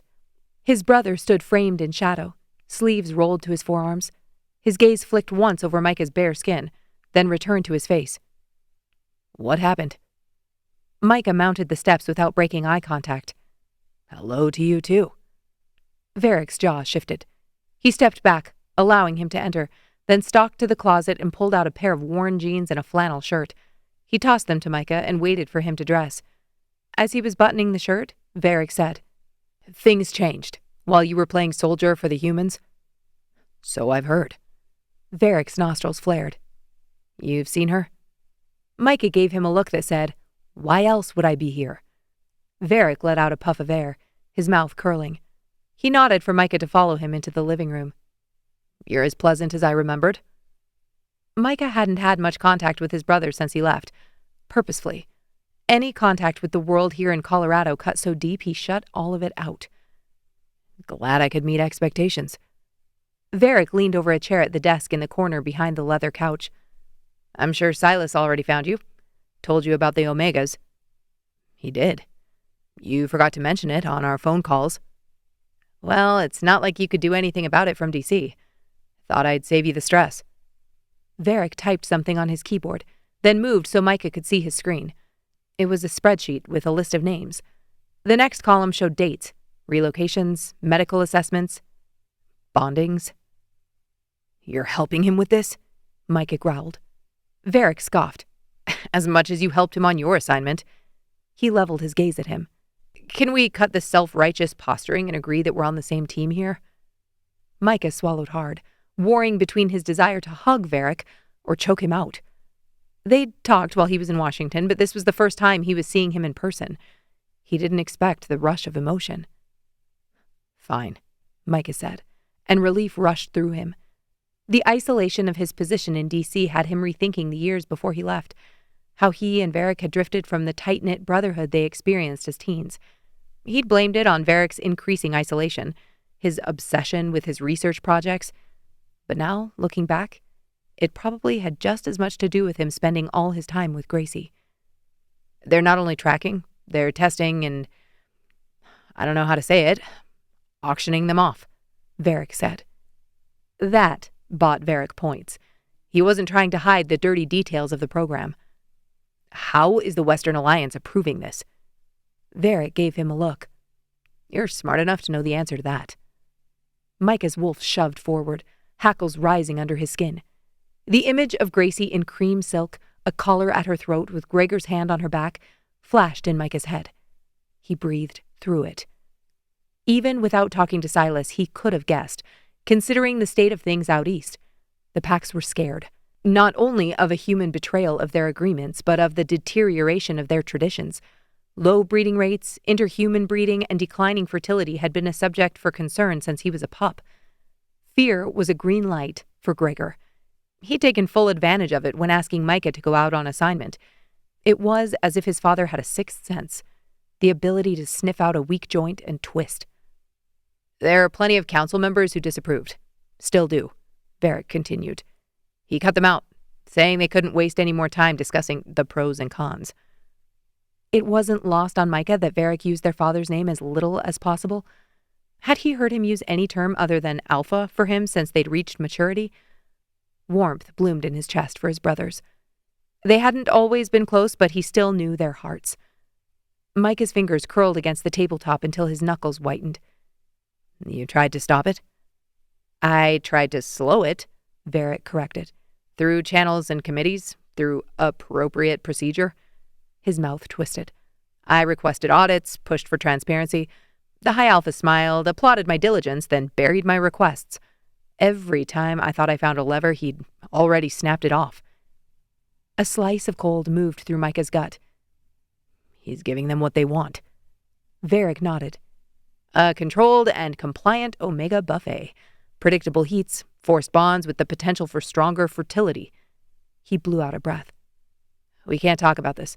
Everything has to be off the record. We're building a case we can take to other high councils.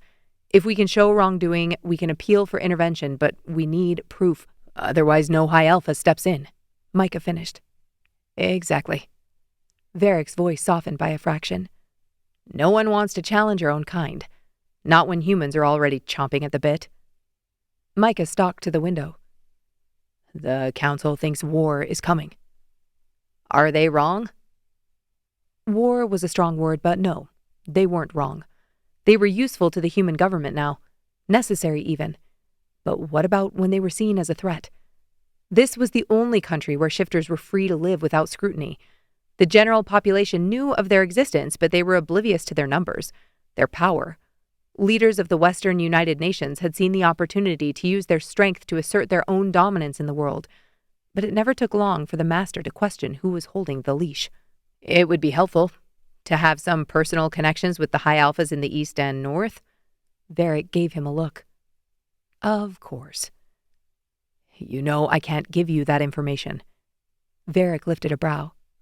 I don't see why we should follow the rules if he won't. It doesn't matter what rules we want to follow. The High Alphas will only speak to other High Alphas if you attempt to contact them. That tradition is archaic. We can't allow him to take down the packs. I don't give a damn about the packs, Mikah snapped. I need to get Gracie out. That's it. Varric was silent a moment. Well, good to know. Mikah's nostrils flared, shame burning hot in his gut. They'd been raised to believe in the strength of their pack. They'd idolized their father, and while he didn't know about his brothers, he'd wanted to follow in Gregor's footsteps. But none of that mattered right now. He could still smell her, still feel her skin under his fingertips, still hear the surprised laugh in his ears. Gracie had to be first. Then he could worry about the rest of this trash fire. I'll end it tonight, if I have to. Varric chuckled. There's no point, trust me. Silas and I have both considered it. If the High Alpha dies, this machine doesn't stop. It's already in motion. The packs are scared, they want certainty, and they'll take it from whoever offers it. His death makes him a martyr. That lights a fire under the movement and proves him right. Someone worse will fill the gap. Alec would. Mikah dropped his eyes. He and Alec were twins, but Alec was 6 minutes older than him.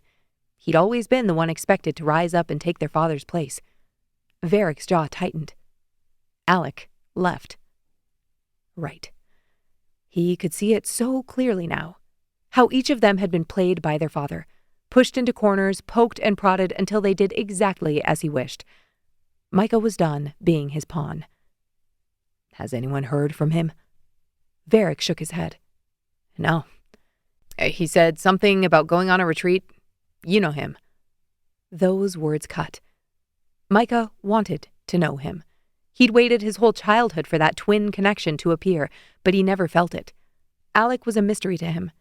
He sat on the end of Mikah's bed after Gregor had done his worst. He laughed with him, taught him how to meditate, how to pray. To what cosmic being, Mikah had no clue, but he'd loved the attention so much he would have prayed to anyone. "I'm sorry about Gracie," Varric murmured.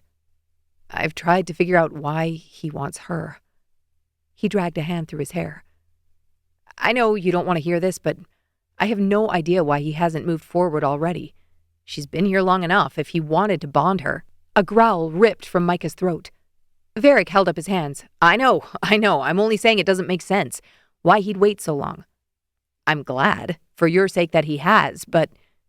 Varric kept talking, but his voice became a dull roar as the patterns of his father's behavior snapped into place with sickening clarity.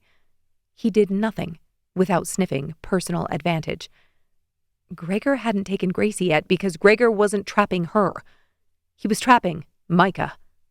His father had sent him to DC to build connections, to draw close to powerful men, and to build his name within their pack circles. Mikah had done it. He'd made contacts. He'd earned loyalty.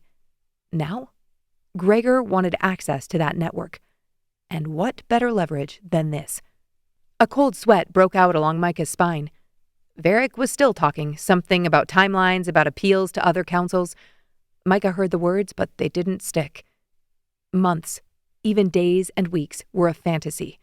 Gregor wouldn't give him any more time than he already had. He'd made that clear this morning. He'd set the bait, and now he was waiting to tighten the snare. It wasn't true that Mikah didn't care about the packs. Of course he did. But he couldn't care about them now. Not until she was safe. Inside, something locked into place. Varric was right. He couldn't kill his father and hope this would be over. If Mikah was what he wanted, he'd have backup plans in place. He'd pull them out one by one to counter whatever betrayal Mikah could concoct, slowly corralling him until he again felt like he had nowhere to go. There was no time for that. He wouldn't allow Gracie to sit in that collar or that room for another second. This needed to end. Tonight. "Thank you," Mikah said, unbuttoning the shirt and heading back to the door. "Mikah, trust me, Varric." He tossed the shirt to the floor. "Just trust me." Chapter 9. Gracie. Gracie sat on the edge of the bed, fingers hooked beneath the thin band at her throat, nails digging into her already irritated skin. The collar looked delicate. No visible clasp, no seam, but it held like iron.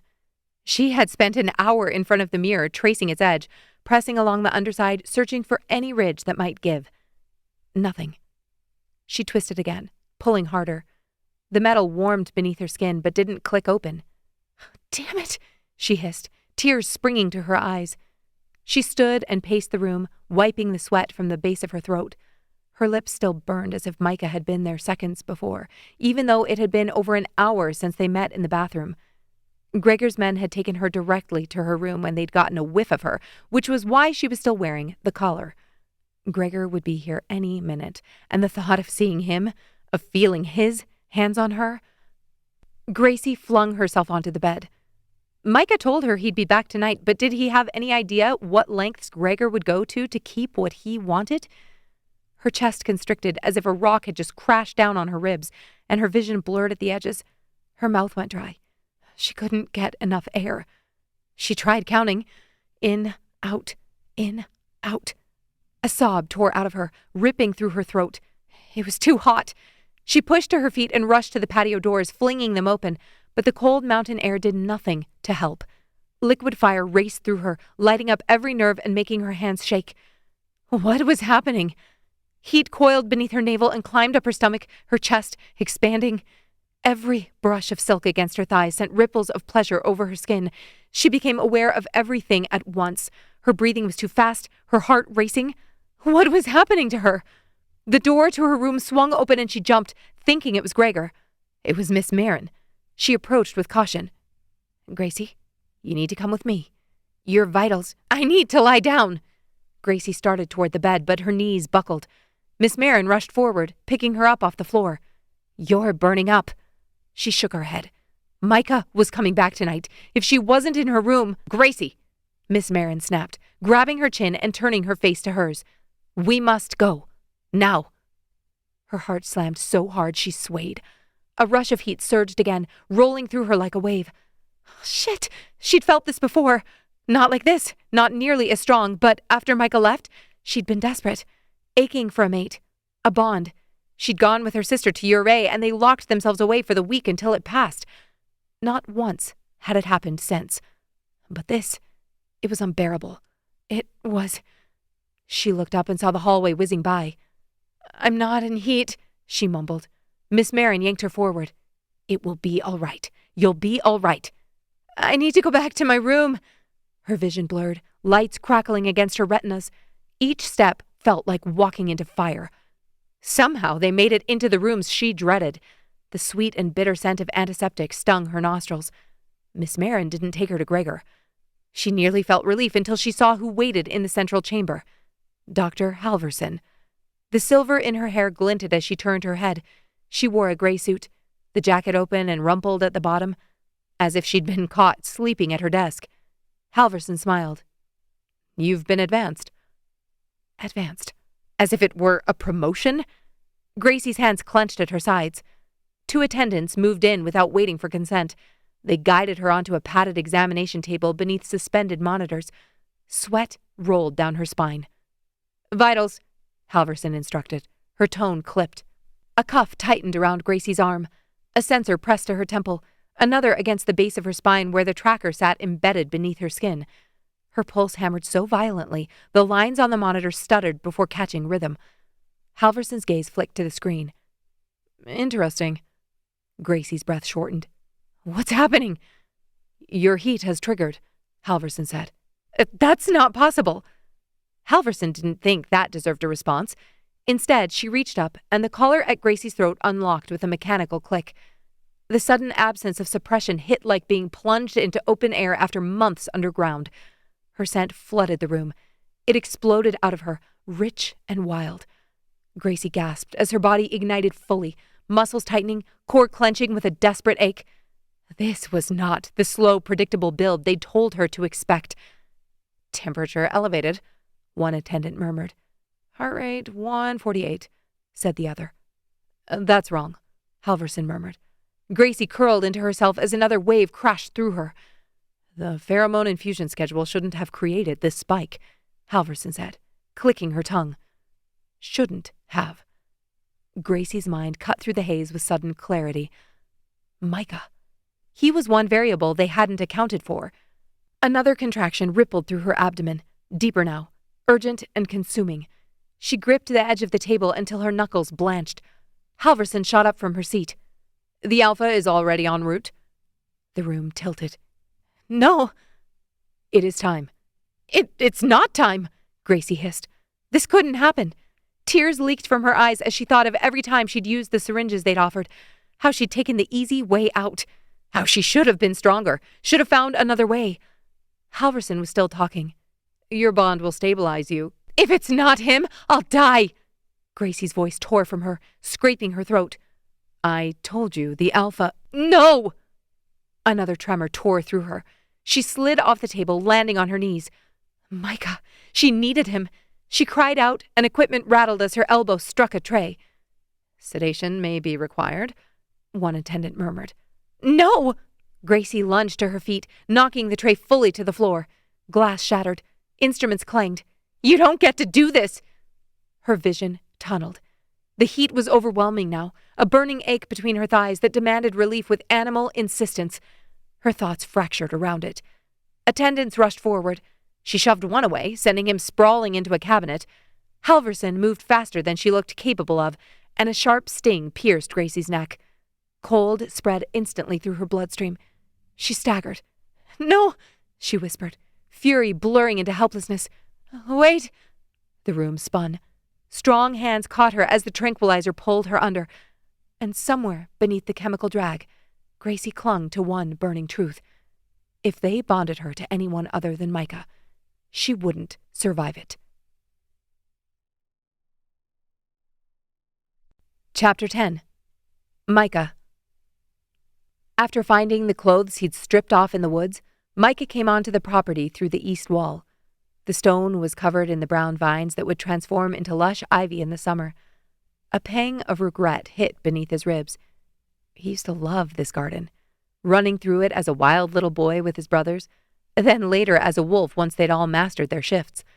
It felt like both yesterday and a different lifetime. When was the last time he'd let loose, had fun? It was probably his last night with Gracie, before he got on his plane 3 years prior. Just thinking her name made him break into a run. He wasn't too late. He couldn't be. This was why Gregor had waited. He wouldn't do anything until he got what he wanted. He repeated those thoughts in his head, refusing to believe anything different. His wolf was on edge as he entered the house, but he had a plan. Get to Gregor's study, test his father and find out what connections he wanted, then play the game his father had taught him so well. Negotiate. Bluff. Pretend there was a price too high for Gracie. It was what he'd expect and how he'd feel comfortable. As long as Gregor felt like he was coming out ahead, Mikah had a chance of easily getting what he wanted. He moved at breakneck speed through the corridor, skidding to a halt as he passed the council room. He blinked, shoving his hand in his pocket and pulling out his ring. He'd forgotten to put it back on after his shift. That was something he'd wanted to ask Varric about. Did he still have his? Mikah moved on to the northern wing of the house, but as he rounded a corner toward the study corridor, the world split open. Scent hit him like a fist. Omega heat. Not a hint. A full, burning call that flooded the air so strongly it made his eyes water. Gracie. His wolf surged so violently that Mikah's vision flashed white. His body responded before his mind could catch up. His pulse spiked, every muscle tightening as his blood roared. Her. Now. There would be no negotiation. Mikah stumbled a step and corrected, shoulders squaring as he sucked a breath in through his teeth. The scent curled down his spine, hooked into him, and yanked. Holy shit. He'd trained for chemical warfare, for stress inoculation, for sensory overload, but this was intolerable. His hand hit the wall to steady himself and broke a chunk of plaster free. He barreled forward, following the scent, the doors and open rooms blurring past. When he reached the end of the hall and found the door locked, he tore the keypad off the wall. When the door still wouldn't open, he slammed into it until the wood cracked. On the third strike, the door gave. Mikah spilled into the room. Her scent was everywhere now, flooding the air like it was being pumped through the vents. His heart stilled. Maybe it was. Maybe someone knew he'd be here tonight. Maybe they wanted him drunk on it, sloppy. He spun back into the corridor just as a voice cut through the haze. Mikah. He stopped so abruptly that his boots skidded on the stone floor. Gregor stood at the door. His expression was calm, like Mikah's feral state was a condition he'd been waiting to observe. I didn't get to speak with you after dinner. What happened? Gregor took a step toward him. Where is she? Mikah demanded. Gregor's gaze flicked over him, taking inventory. Is that how you greet your high alpha, your father, when you've stormed through his house, damaged the walls? He kicked at the remnants of the keypad on the floor. Mikah's teeth bared before he could stop it. Where is she? Gregor tilted his head. Why would I tell you that? Mikah crossed the distance in a blur, shoulder dropping, fist cocked to hit and kill anything between him and her. But before his hands ripped into Gregor, a shock jolted through his spine. A sudden spike of pressure struck like lightning. It wasn't pain, exactly. It was a command. A hard stop sent straight into his nervous system. Mikah's knees buckled. He hit the stone floor with one hand, breath exploding out of him. His muscles spasmed, locking up, then releasing in trembling waves. For a split second, his mind went blank with the betrayal of his own body. How was this happening? Gregor didn't have this kind of power, so why was he self-destructing?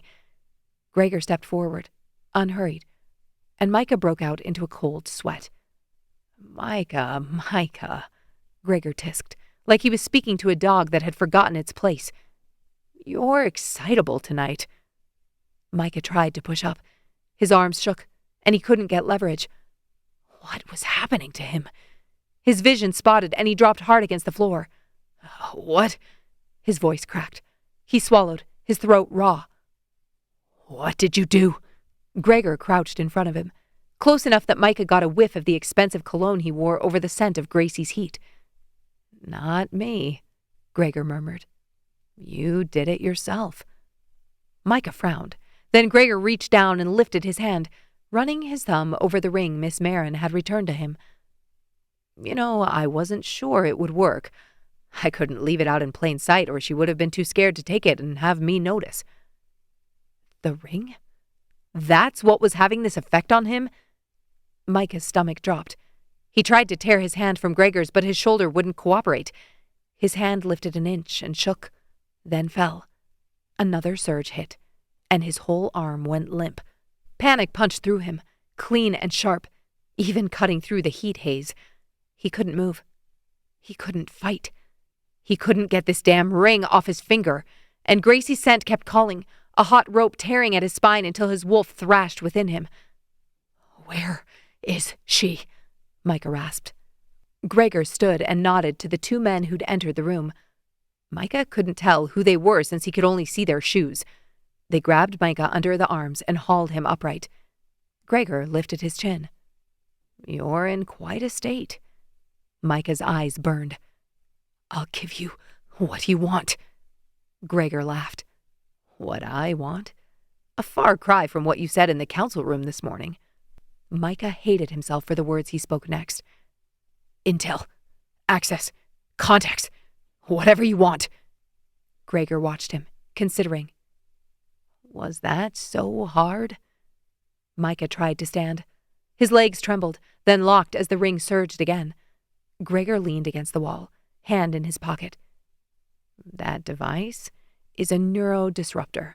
It dampens aggression responses, interrupts motor control, and it does wonders for lowering a man's capacity for impulse.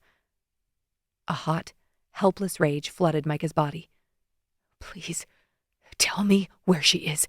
I'll do what you want. Gregor's gaze sharpened. Finally. Honesty and humility. You act like you're so righteous, above needing the pack. I'm glad to see this, truly. He tapped his thumb against his thigh. I'm not sure you're where you need to be quite yet, though. He nodded at his men, and they dragged Mikah down the corridor like cargo, boots skidding uselessly against the floor as the neurodisruptor pulsed beneath his skin. Every few steps, he tried to plant his feet, to wrench free, and every time the device answered with white-hot pain that locked his joints and turned muscle into dead weight. A final security door hissed open, and they hauled him into a narrow observation room lined with dark glass. At first, he saw only reflections, his own pathetic frame, Gregor's silhouette. But then the lights below sharpened, and a lab came into focus. Gracie lay strapped to a metal table, her gown twisted, skin flushed, utterly still. No movement at all. The sight punched the air from his lungs harder than the suppressor ever could. Chapter 11. Gracie. The orchard is silver with moonlight, and the trees breathe and whisper around them. The Kade mansion glows ahead of them, but out here it's just grass and apples. Mikah's body is over hers, caging her lightly against the trunk of an old apple tree, bark rough at her back. His breath ghosts over her mouth as she toys with the button on his pants. He groans with something that sounds like, "Don't," but she knows he doesn't mean it. They've been playing with physical boundaries for weeks now. Both know that they can't solidify a bond before he leaves, but both wanting to so desperately, they dabble as close as possible. She slides her hand beneath the fabric. Gracie. He grips her wrist. I won't. Not too much. He exhales a ragged breath. I'm going to break. I don't trust myself. His thumbs press into the curve of her waist. His forehead drops to hers. She slides her free hand up his chest, over the hard plane of muscle and the steady, furious beat of his heart. I could come with you. He makes a sound halfway between a sigh and a growl. I would never do that to you. You don't know what it's... He kisses her, shutting her up. I know enough. She doesn't push. He won't admit it to her, but Silas told her what he'd said the other night after his training. He isn't going to DC to be a diplomat. He's expected to be an enforcer. Yes, he'll be keeping the peace, but not by bringing people to the table for cooperative problem solving. Mikah pulls back. Hard. Her hand slips free, and her head falls back against the tree in frustration. Coward. He lets out a breathy laugh. You're welcome. I was fine. He looks up, his eyes burning. Well, at least one of us was. Mikah runs a hand through his hair. We do this now, and I don't leave. She purses her lips, squinching her face in apology. I'm sorry. I don't want to make this harder, but I can't help it. Her breath catches. I love you. Micah's chest caves, his expression breaking. He moves toward her, then clenches his fists and turns in a circle, every muscle in his body straining in frustration. He whirls back to face her, eyes wild. Run with me? What? I need to run or I'm going to, I don't know, die. Gracie fights a laugh. He's desperately adorable when he can't control himself, especially when it's because of her. She nods, then strips off her shirt. Gracie. What? I can't shift with my clothes on. Mikah groans and stalks forward, dropping his head to her chest, burying his mouth between her breasts. She clutches him, holding him there as long as she can. But when her wolf begins to surge, she pushes back. Turn around, Mikah. He's panting hard as he nods. She reaches for her jeans, and the orchard blurs. The moonlight melts into morning sunlight pouring through her bedroom window. Her sister Talia sits on her bed, cross-legged, surrounded by a graveyard of dresses. You can't wear that, Talia declares, wrinkling her nose at a short black number with puffed sleeves. I don't have any other option. Gracie flops onto her back and stares at the ceiling. Wear the blue one. But it makes me look... Talia throws a pillow at her and it hits her straight in the face. Gracie cackles, scrambling up to throw it back. How dare you? How dare you? Talia hops off the bed, holding out her hands in defense. You're beautiful, okay? You don't get to say you look fat. Gracie raises an eyebrow. The pot and the kettle? Talia rolls her eyes. I ate half of that bowl of pasta. My pants literally wouldn't button. Gracie opens her mouth and stops. Pants. Hadn't she just been doing something with pants? She blinks, trying to remember. Pants. She was reaching for... Oh, Mikah. Something hurts. There's something... The dream peeled back in strips. Gracie surfaced slowly, like she was rising through thick water, her limbs distant, heavy, not entirely hers. Sound reached her first. Low voices, the hum of machines, a rhythmic beeping that she couldn't make sense of. Light pressed against her eyelids. She coughed, then tried to swallow, but her mouth felt like it was stuffed with cotton. Her body was wrong. Heat pulsed through her in waves, a low internal burn that spread outward from her core. She shifted instinctively, seeking friction, seeking pressure, and couldn't move. Her wrists were secured above her head. She pulled. Nothing. Her ankles were frozen too. She forced her eyes open and winced. The ceiling was too bright. Recessed lighting glared down in sterile precision. The smell of antiseptic filled her lungs, layered over something metallic, and... She blinked. Her vision swam before it steadied enough to orient herself. All right. She was on a table. She was... Her pulse spiked. She was mostly naked, only wearing underwear and a bra. Who had undressed her? Had she worn this under her dress, or was it a different set? Voices. Levels are still elevated. That dosage shouldn't... Run it again. Dr. Halverson. Her voice cut through the fog, and Gracie forced her gaze to the side. Halverson stood near a bank of monitors, white coat immaculate, glasses low on her nose as she studied scrolling data. Gracie's pulse jumped. Where? The words scraped out of her. Halverson didn't look at her. Vitals spiking again, one technician announced. Gracie's vision shifted past them. There was someone else in the room. He wore a dark suit, hands folded behind his back, standing at the foot of the table. Gregor. Her stomach clenched. This was it. Halverson said she was in heat. Gregor was going to do this. He was going to force her to bond with him. Her breathing quickened, panic making her nauseous.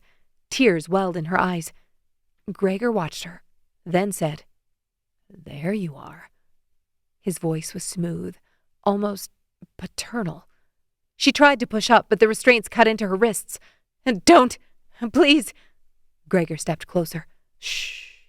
These restraints are only for your safety." He put out a hand and ran it over her exposed arm. "You were becoming violent, and we can't have that." Another contraction rolled through her abdomen, harder now. Her back arched, involuntarily, and humiliation flooded her chest. She didn't want Gregor to look at her, to see her body like this. Halverson approached the table and checked the monitors. "She's stable," Halverson murmured. "We can proceed." Gregor's gaze sharpened. "Excellent." No. Leather bit into her wrists as she strained upward, the world tilting in slow, nauseating waves. "Mikah!" It was the only word she could think to say, the only person in the world she wanted in that moment, needed. Gregor's jacket slipped from his shoulders with a soft whisper of fabric. She jerked against the straps, welcoming the bite in her wrists. "Don't!" Gregor took a step closer, and she thrashed wildly. But he didn't reach for the button on his pants. Instead, he turned away from her and... The door at the other end of the room opened, and bodies moved inside. A scent hit her, surging through her with a force that took her breath away. She knew it. Like Gregor's, but different, deeper, more earthy. That was what she'd been searching for. Gracie started hyperventilating as the group moved closer, and she recognized who was with Gregor's men. The scent was reminiscent of Mikah's, but it diverged, and there was a male.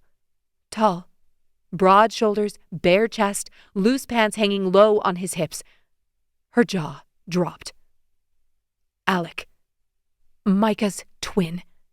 Nobody had seen him in... Had it been a year? Her breath left her in a thin, horrified exhale. No. He looked wrong. Not injured, but empty, like someone had scooped the center out of him and left his body behind. He didn't look at her. He stood where the men positioned him, hands loose at his sides, chest rising in slow, regulated breaths. Gregor turned to her then. He wet his lips and said, "You know each other?" Her heart slammed against her ribs as he sat on the bed. She pulled her legs as far from him as she could, with the restraint still gripping her ankles. It was Alec. Gregor was never planning to bond with her. He was going to force her to bond with Mikah's twin brother. But why? Why would he do this? It hadn't made sense that he would bond her, but this? It was even more unhinged. "There are dormant markers in this bloodline," Gregor said. "Rare traits. Amplification potential. I once believed they resided in me."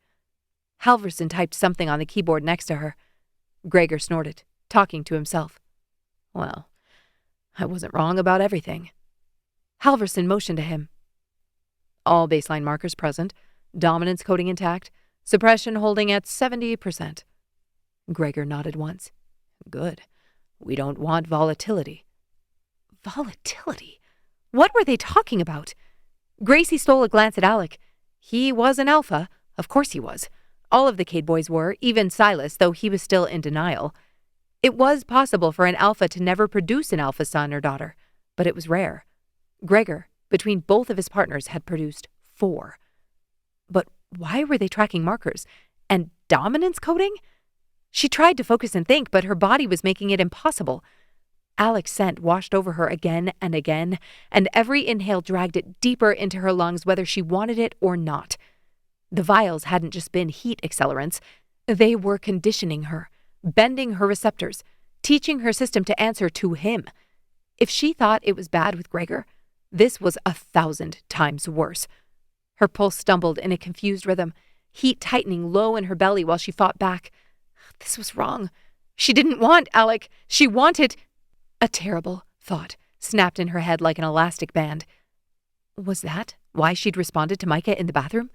Was his scent getting to her like Alec's and Gregor's? No. She gritted her teeth, forcing herself to separate instinct from alignment, stimulus from choice. Her wolf whimpered within her, begging for release, for the bond. She was just as confused as Gracie. He's always been the strongest of the four. You know that, Halverson murmured, snapping Gracie's thoughts to attention. Who was the strongest of the four? Her head lolled to the side, her body writhing. Alex slumped, bracing his hands on the end of the table, his knuckles turning white. That got Gregor's attention. We need to do this, now. Again, he looked up at the glass on the far wall, then spun, scanning Halverson's equipment. Move this. Dr. Halverson jumped as Gregor shoved at her desk. What are you? I need a clear view. He grunted and shoved the desk to the side, nearly unplugging her equipment in the process. This isn't up for renovation, Halverson spluttered, but Gregor was already standing next to Alec. This wasn't making sense. Why did he need a view of the glass? Why was he bonding her with Alec? Why did... Gracie's thoughts tumbled like the pieces of glass in a kaleidoscope. Rare traits. I once believed they resided in me. I wasn't wrong about everything. Strongest of the four. Gracie's head snapped to the glass. Holy shit. Gregor once believed the sovereign line ran in his blood. He'd tried to activate it. He'd gone through mates, searching, but never found any proof. But then he had 4 sons. Was it possible that... Gregor yanked Alec's head up, his hand fisted in his hair. You will bond this Omega. You will take her as your mate. Alec's nostrils flared as something raw flashed in his eyes. Halverson retrieved a syringe from the tray and handed it to Gregor. Dominance enhancement. It will override hesitation. Gregor slid the needle into Alec's neck before he could take another breath. His body jerked, and it only took a few seconds for his eyes to flare. He breathed out in a huff and said, Yes, High Alpha. Gracie's head spun in desperation as she strained against her restraints. If Gregor believed one of his sons, or all of them, held the sovereign line, why would he not have announced it? Raised them up in front of the council, using it to solidify his superiority. Hadn't that always been his end goal? Alec rounded the end of the table, his chest heaving, his shoulders curled as he scanned her body with cold, lifeless eyes. Please, Alec, it's me, Gracie. You can't... Silence, Gregor commanded. He said something else, but a high-pitched whine had started up in her head, and she squeezed her eyes shut. Her hands trembled as rage built in her like a fever. She wanted to tear out Gregor Kade's throat, rip him apart. Since he became High Alpha, their pack had been rotting from the inside out. There was less peace, more fear, and none of the members of their pack had any power to stop it. Gregor had slowly peddled it away, collecting it piece by piece until he could do whatever the hell he wanted with the thinnest of justification. He'd sent Mikah away, he threatened her with her sister's life, and now he was stripping them both of their chosen mates. Why? She screamed, refusing to open her eyes as the table rattled. Alec was there. He was there, hovering over her. Why would you do this? Saying that question out loud, hearing her own voice, made the storm inside her still. Alec placed a hand on her stomach, but she barely felt it. He sent Mikah away. He threatened her with her sister's life, and now he was stripping them both of their chosen mates. Gregor Kade was afraid of his son. Not Alec, not Varric or Silas. Mikah. Of course. Of course. A laugh burst out of her, wild and maniacal. Gregor would never have announced a son who carried the sovereign line. He wouldn't have told a damn soul. That wouldn't be a boon to his position. It would be the ultimate threat. Gracie wasn't held here for research. No, that had only been the bait.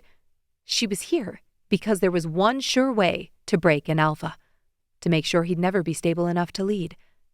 Take or harm his mate. Alec was Mikah's twin. If Mikah was sovereign, then Alec was too, which meant that if Gregor bonded her to the wrong brother, it would ruin them both. A deep crack of thunder sounded outside the room just as breath whispered at her neck. I am sorry. Alec's voice, rough and low. His hand moved to her hip, and she thrashed, nearly bucking him off her. It didn't matter that her bond with Mikah had never been sealed. They already knew they belonged to each other. But Gregor knew that too. Gracie opened her eyes, blinking at the dark glass windows. Mikah was there. She knew it. Whatever Gregor had done to force him into submission, it would not be enough for her. She released the guttural war cry building inside her, and pulled with all her might. Chapter 12. Mikah. Mikah roared. The sound ripped out of him, raw and animal, shaking the glass. The guards rushed forward, but he was already twisting against his restraints with every fiber in his being. The ring on his finger lit up. Electric current shot through his nervous system, seizing muscle mid-contraction. His arms locked and spasmed. His vision flashed white at the edges. He didn't stop. He wouldn't. Skin tore. He felt it split, felt warm blood slick his wrists. The neurodisruptor surged again, a brutal spike that dropped his right knee to the floor. He forced himself back up. The ring fired again, and this time the shock didn't just seize his limbs. It punched into his spine, ripping another cry from his throat. For a second, he couldn't hear, couldn't feel, couldn't breathe. Then sensation crashed back in. Pain, heat. Mikah drove his feet into the floor and pushed upward with everything he had left. And this time, something realigned. Like the tumble of a lock or a puzzle piece snapping into place. It was deep in his spine. His wolf stopped thrashing and went utterly still. He yanked again, his blood pooling in his curled palms. One of the guards cursed as Mikah wrenched half free, shoulder slamming into the glass hard enough to crack it in a thin spider-line fracture. They couldn't hold him. They wouldn't. He knew the truth of it like he knew gravity existed. Mikah threw the entire weight of his body forward, and he was free. Chapter 13. Gracie. Gracie launched up from the table, her wrists torn raw, her throat burning. Liquid flame threaded through her muscles, burrowing into marrow, clawing up her spine until her vision split into shards of silver and red. She threw Alec to the floor, the response to his scent souring and turning rancid inside her. This was not her mate. Her body knew the difference, despite Halverson's careful manipulation. Something crashed to the floor across the room. Her head snapped toward the sound. She was instinct and pure rage as she spotted Gregor rushing forward. Her limbs flashed cold. Alex scrambled up from the floor. 2 alphas, and one was the high alpha. She wouldn't win this fight. Gracie slid from the table and ran. The door, the exit. It was the only thought that survived the fire in her blood. Her bare feet slapped against tile, restraint cuffs dangling as she sprinted. And then her breath punched out of her as an arm caught her around the waist mid-lunge, hauling her backward. The world flipped. Her shoulder hit the floor hard enough to rattle her teeth. "No!" she snarled, twisting. She drove her heel backward blindly and caught her attacker's shin. He grunted, grip loosening just enough for her to wrench sideways. It was Alec. She tore free and scrambled on hands and knees, palms slipping in something slick. Gregor stepped into her path. She scrambled up to dart around him, but his hand shot out and caught her by the throat. The impact made her vision go black. His fingers locked around her windpipe, lifting her half off her feet. "You are not leaving, Omega." She clawed at his wrist, but his grip didn't loosen. The rage that had fueled her surge began to wane under the weight of his strength. Her lungs strained for air. Spots burst against her retinas. She drove her knee upward. It connected with his thigh. Nothing. Her toes barely touched the tile now. Her hands slipped uselessly against his skin. Then, reinforced glass exploded inward with a concussive boom. Shards rained down around them, and Gregor's hand flinched. Gracie ripped away, but Gregor caught her by the hair. And then she saw him. Mikah stood in the breach, chest heaving, dark hair wild, his eyes blazing. Warmth flooded her chest. He was here. She twisted hard, wrenching free as Alex swore and lunged. Why was he fighting with Gregor? It seemed he resisted his father's commands, and yet here he was, defending him. She fought her way up from the floor and threw herself toward Mikah. Mikah caught Gracie by the waist and shoved her behind him so fast her back nearly hit the wall. His arm braced across her as he faced Gregor and Alec. Rage rolled off him in waves. He was raw power, his shoulders curled, his arms shaking. He was going to kill them both. Mikah lunged, a guttural yell ripping from his chest. Gregor met him head-on, swinging his fist, but Mikah slipped inside it. He drove his shoulder into his father's chest, forcing him back a step, then another. Gregor grabbed for Mikah's collar, fingers clawing for leverage, but Mikah twisted free and slammed an elbow across his jaw. Bone cracked. Gregor staggered sideways and caught himself on the edge of the desk. Gracie held her breath. Mikah was sovereign. She was sure of it. There was no other possibility to explain this display of power against the High Alpha. Gregor roared and lunged, but Mikah pivoted low and drove a hard left into Gregor's ribs.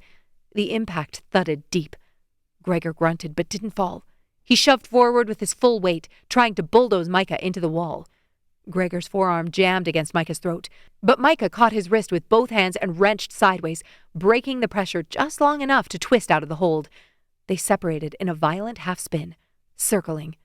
Gregor charged again, and Mikah hooked his father's ankle with his heel, sweeping hard. Gregor went down on one knee.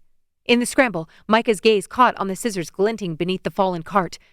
He moved. Gregor saw it too late. Mikah snatched the scissors in one smooth motion and came up driving. He slammed the blades into his father's shoulder, and Gregor howled. Alex shouted something and rushed forward from the opposite side of the room. Gracie erupted. "Don't touch my mate!" She barely recognized her voice. It was as if she were watching the scene from outside her body. The lights dimmed as an alarm screeched. Gracie spun to see Dr. Halverson cowering behind her desk. Mikah seized her shoulders. "Gracie, we—" Her hands flew to his chest, spreading over his shirt as she convinced herself he was real. He was here. Strobe lights flashed in the lab, yet she could do nothing but hold him. Her nose brushed his throat, and his pulse pounded against her open mouth. Every instinct screamed to strip him there and seal their bond. Mikah tipped his forehead to hers. "Look at me, please." She forced her gaze up. "I'm here, just like I promised."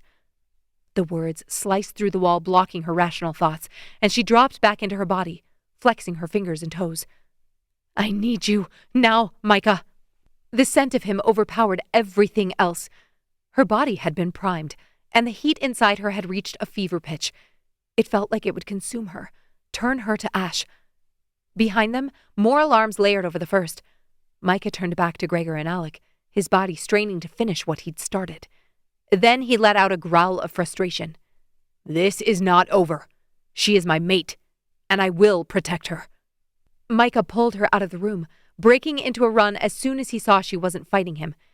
Yes, this bond would be sealed. She couldn't wait a moment longer. They cut left, and Mikah guided her through a service access she hadn't noticed before. He threw open a closet door, pulling out a winter coat. Lifting her hands one by one to his mouth, he tore off her restraints with his teeth, then forced the coat over her arms. He dropped a pair of shoes at her feet. They were too big, but she slid her feet inside anyway. They continued on to a narrow steel hatch half concealed behind storage crates. He punched in a code with hands covered in blood. The door slid open to reveal a servant's passage, lined with brick. "Move," Mikah urged. She didn't need to be told twice. They plunged into the dark as voices and footsteps swelled behind them. The door sealed closed, and silence wrapped around them. Gracie tugged on Mikah's hand, slowing him enough to press into him, to breathe him in. "You're burning up," he murmured, running his hand over her bare back and kissing her cheek. "Mikah." Her teeth ached with restraint. Her wolf pulled toward him like a hook sunk deep in her gut. She needed to tell him. "You're of the sovereign line. You have power. Your father wanted to break you to keep you from realizing—" "Slow down." He gripped her shoulders. "What are you talking about?" "It's why he sent you to D.C. Why he has Alec. Why he's forcing Varric and Silas." "Wait, Silas. Could he be a part of it too? But the blood doesn't run through Gregor, does it?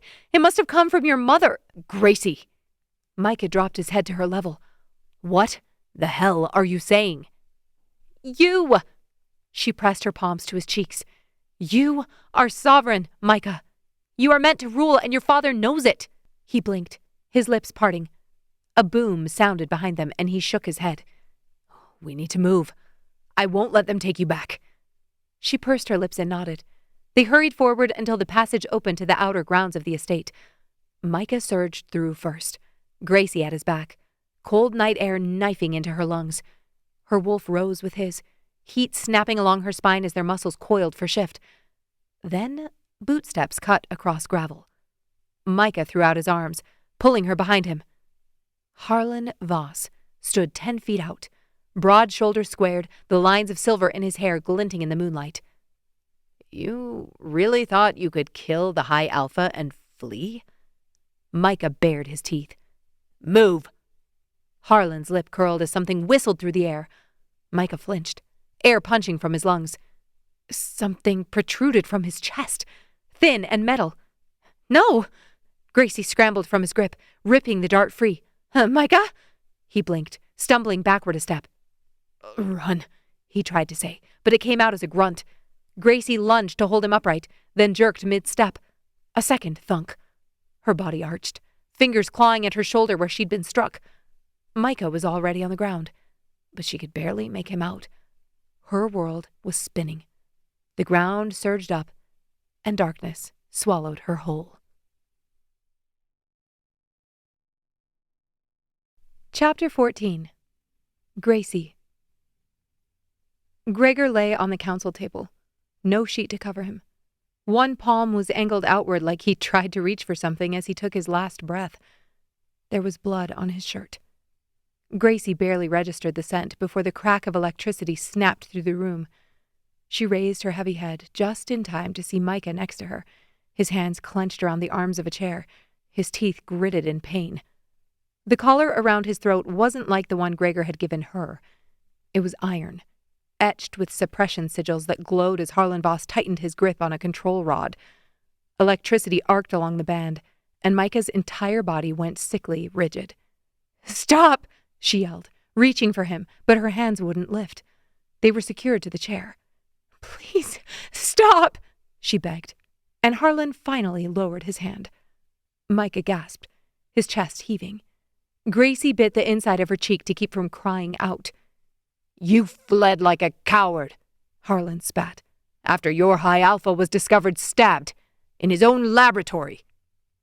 "I left him alive." Micah's voice scraped out of him. Harlan's gaze sharpened. "Your blood and hers was found at the scene." Murmurs rippled, and Gracie realized they weren't the only people in the room. Other council members, and her eyes widened. Varric. Mikah leveled his gaze at Harlan. "The High Alpha was attempting to force a bond with my mate." Harlan sneered. "She's not your mate. The registry shows I don't give a damn about your registry."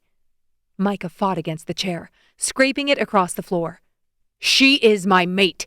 I claim her, and anyone who would like to challenge me for her bond may remove this collar and say their final words before I rip out their throat."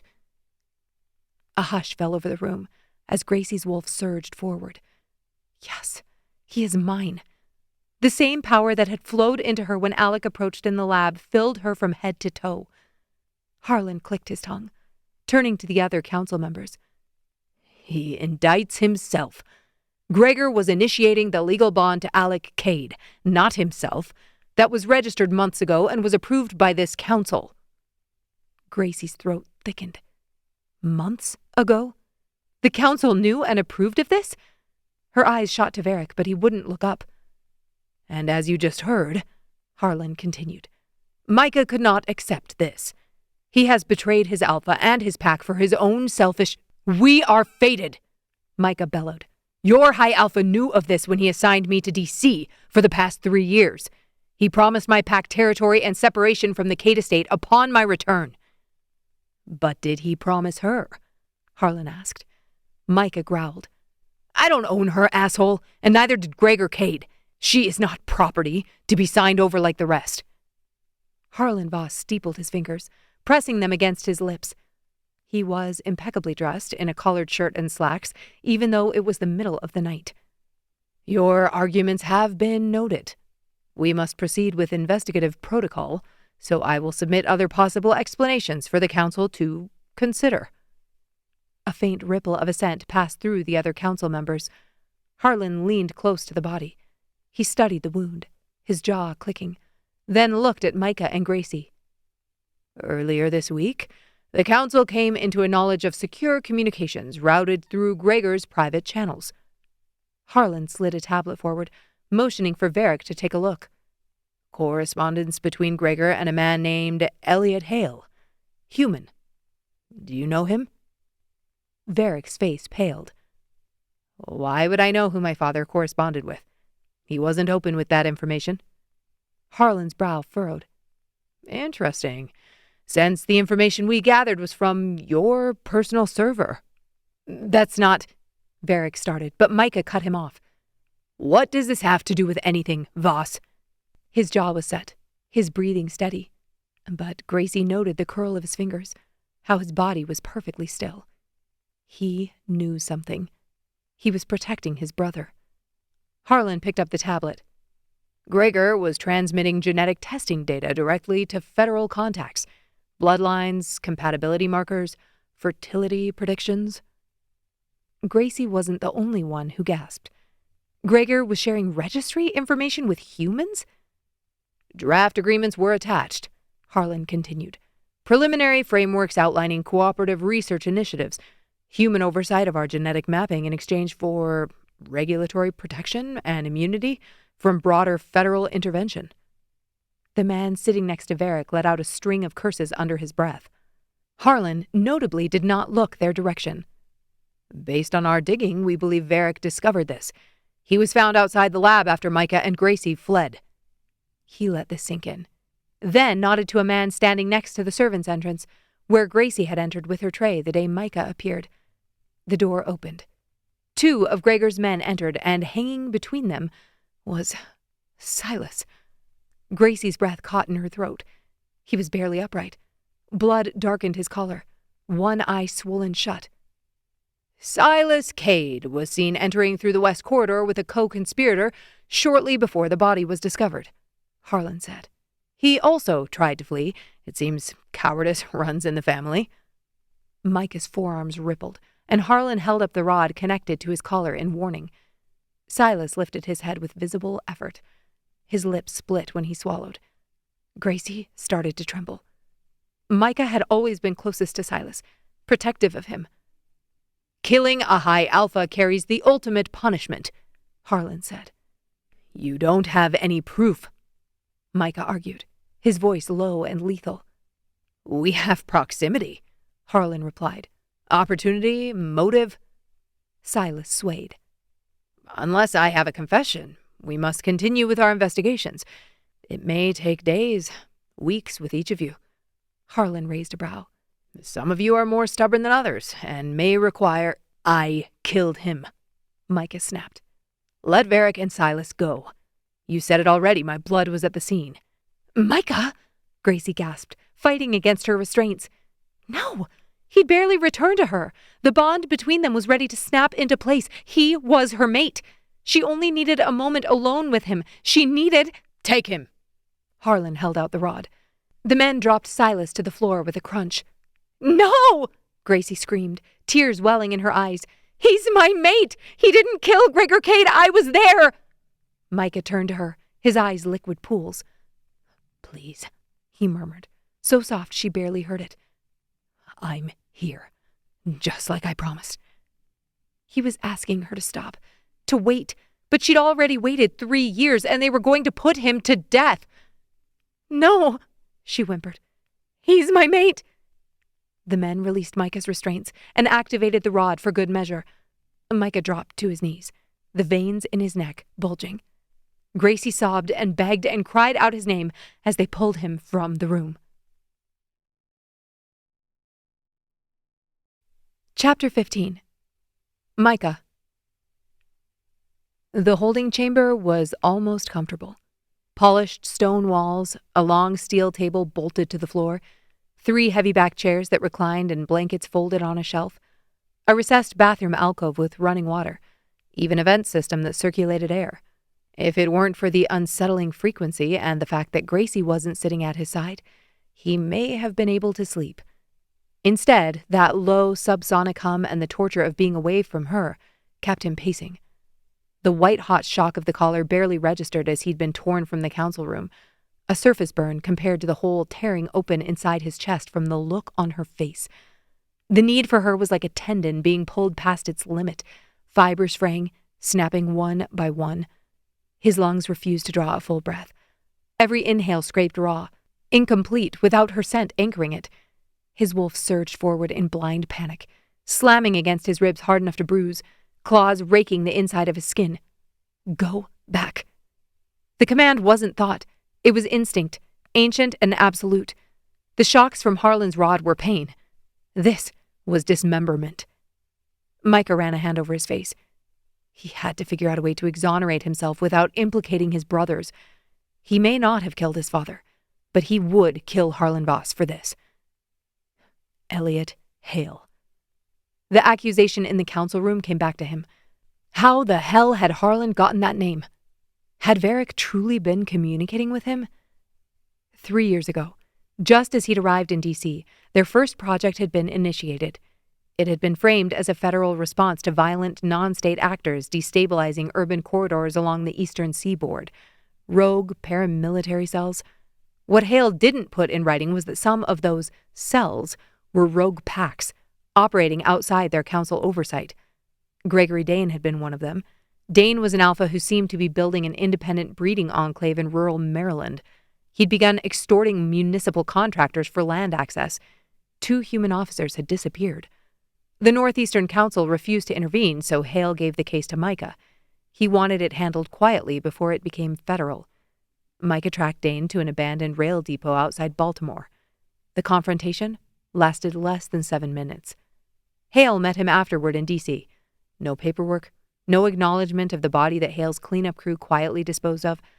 They sat in Hale's office on the 22nd floor of a federal building overlooking the river. Hale poured whiskey and slid a thin dossier across the desk. Urban collapse models, Hale said. The dossier wasn't about Dane. It was about population flow, infrastructure disruption, breeding rate projections in unregistered enclaves. Hale argued that unregulated packs led to territorial violence. Violence invited federal force.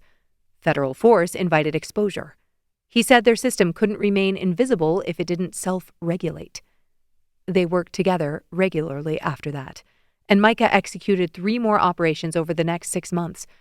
One in Detroit, an alpha running illegal heat accelerants on adolescent Omegas. One in Texas, an underground auction network trading bonded pairs. One in Oregon, a sovereign line claimant attempting to unite 3 breakaway packs. That one had been interesting. It was within Kade territory, and he crossed paths with the daughter of Amos Calder, the alpha Gregor had fought to take the high alpha seat. Thankfully, that was after he'd mitigated the threat. After all the operations they'd run, Mikah considered Elliot Hale a friend. But not once had he mentioned he was working with Micah's father on an Omega registry. Mikah collapsed into a chair. He didn't want any of this. He didn't want to be dragged into his father's schemes for power or pack politics or even his brother's messy lives. He'd come back for one reason. Gracie. They'd nearly taken her from him in the lab, and now they were threatening to keep them apart a second time. He wouldn't let that happen. Mikah's head snapped up as the door to the holding cell hissed open. A guard stepped in. "Call for you." He didn't move. "Who from?" The guard hesitated. "External secure line." Mikah's blood started buzzing. The guard opened the door further. "Come with me."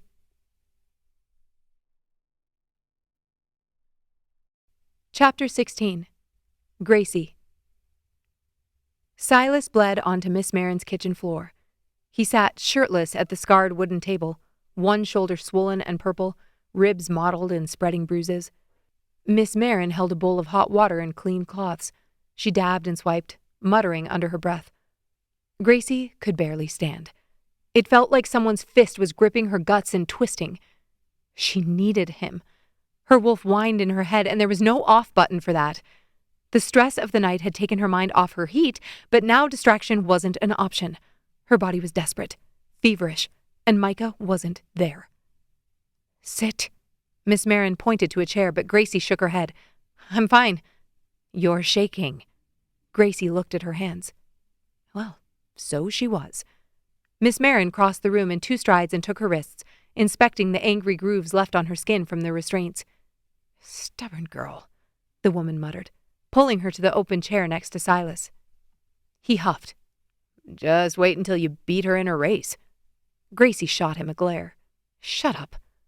Sweat beaded on her forehead as Miss Marin layered a salve on her skin, then wrapped each wrist with gauze. Gracie pressed her lips together to control her emotions, but the physical sensation triggered the tears already building in her eyes. Once they started falling, they wouldn't stop. They tracked down her face, dripped from her chin. The others ignored her outburst, which only made it worse. Miss Marin pressed a cloth to Silas's split lip. He flinched but didn't pull away. His eyes kept flicking to the door. Why was he so distracted? Mikah had taken the fall. There wasn't anyone coming for him. She needed to think. It was early morning, and besides being knocked out twice, she hadn't slept a wink. They needed to bring Mikah home, but how? She swiped at her cheeks, remembering something said in the council room that wasn't sitting right with her. Harlan accused Silas of coming through the west corridor with another person. That was near Gregor's wing, the opposite side of the house to his room. Miss Marin wrapped gauze around her wrists. When she finished, Gracie asked, "What were you doing in the west corridor?" Silas's jaw tightened.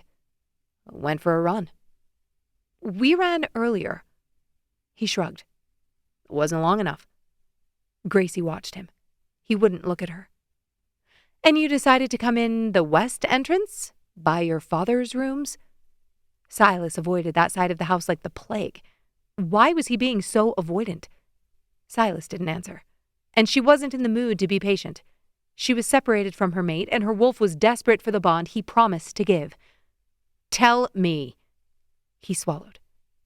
Finally, he said, "I heard about the bonding."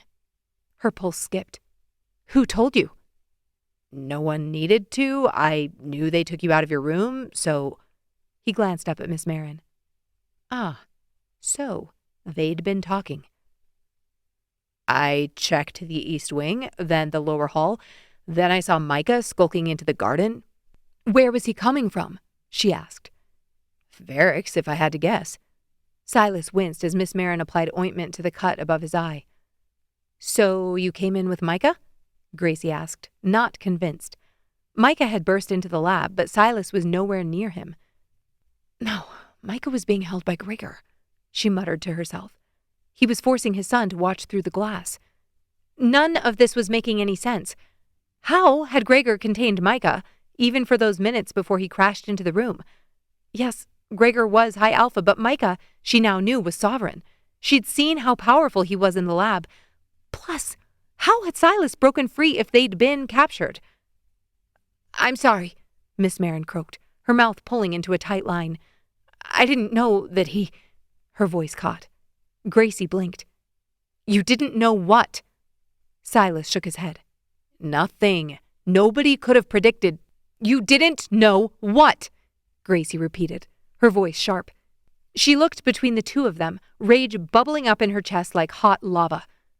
"If someone doesn't tell me what the hell is going on, I'm going to— I gave him the ring," Miss Marin said. At the same time, Silas barked, "Talia! It was Talia!" Both of them blinked, and she realized she was inches from them, her hands curled into fists. For a moment, Gracie didn't understand the sentences. "What?"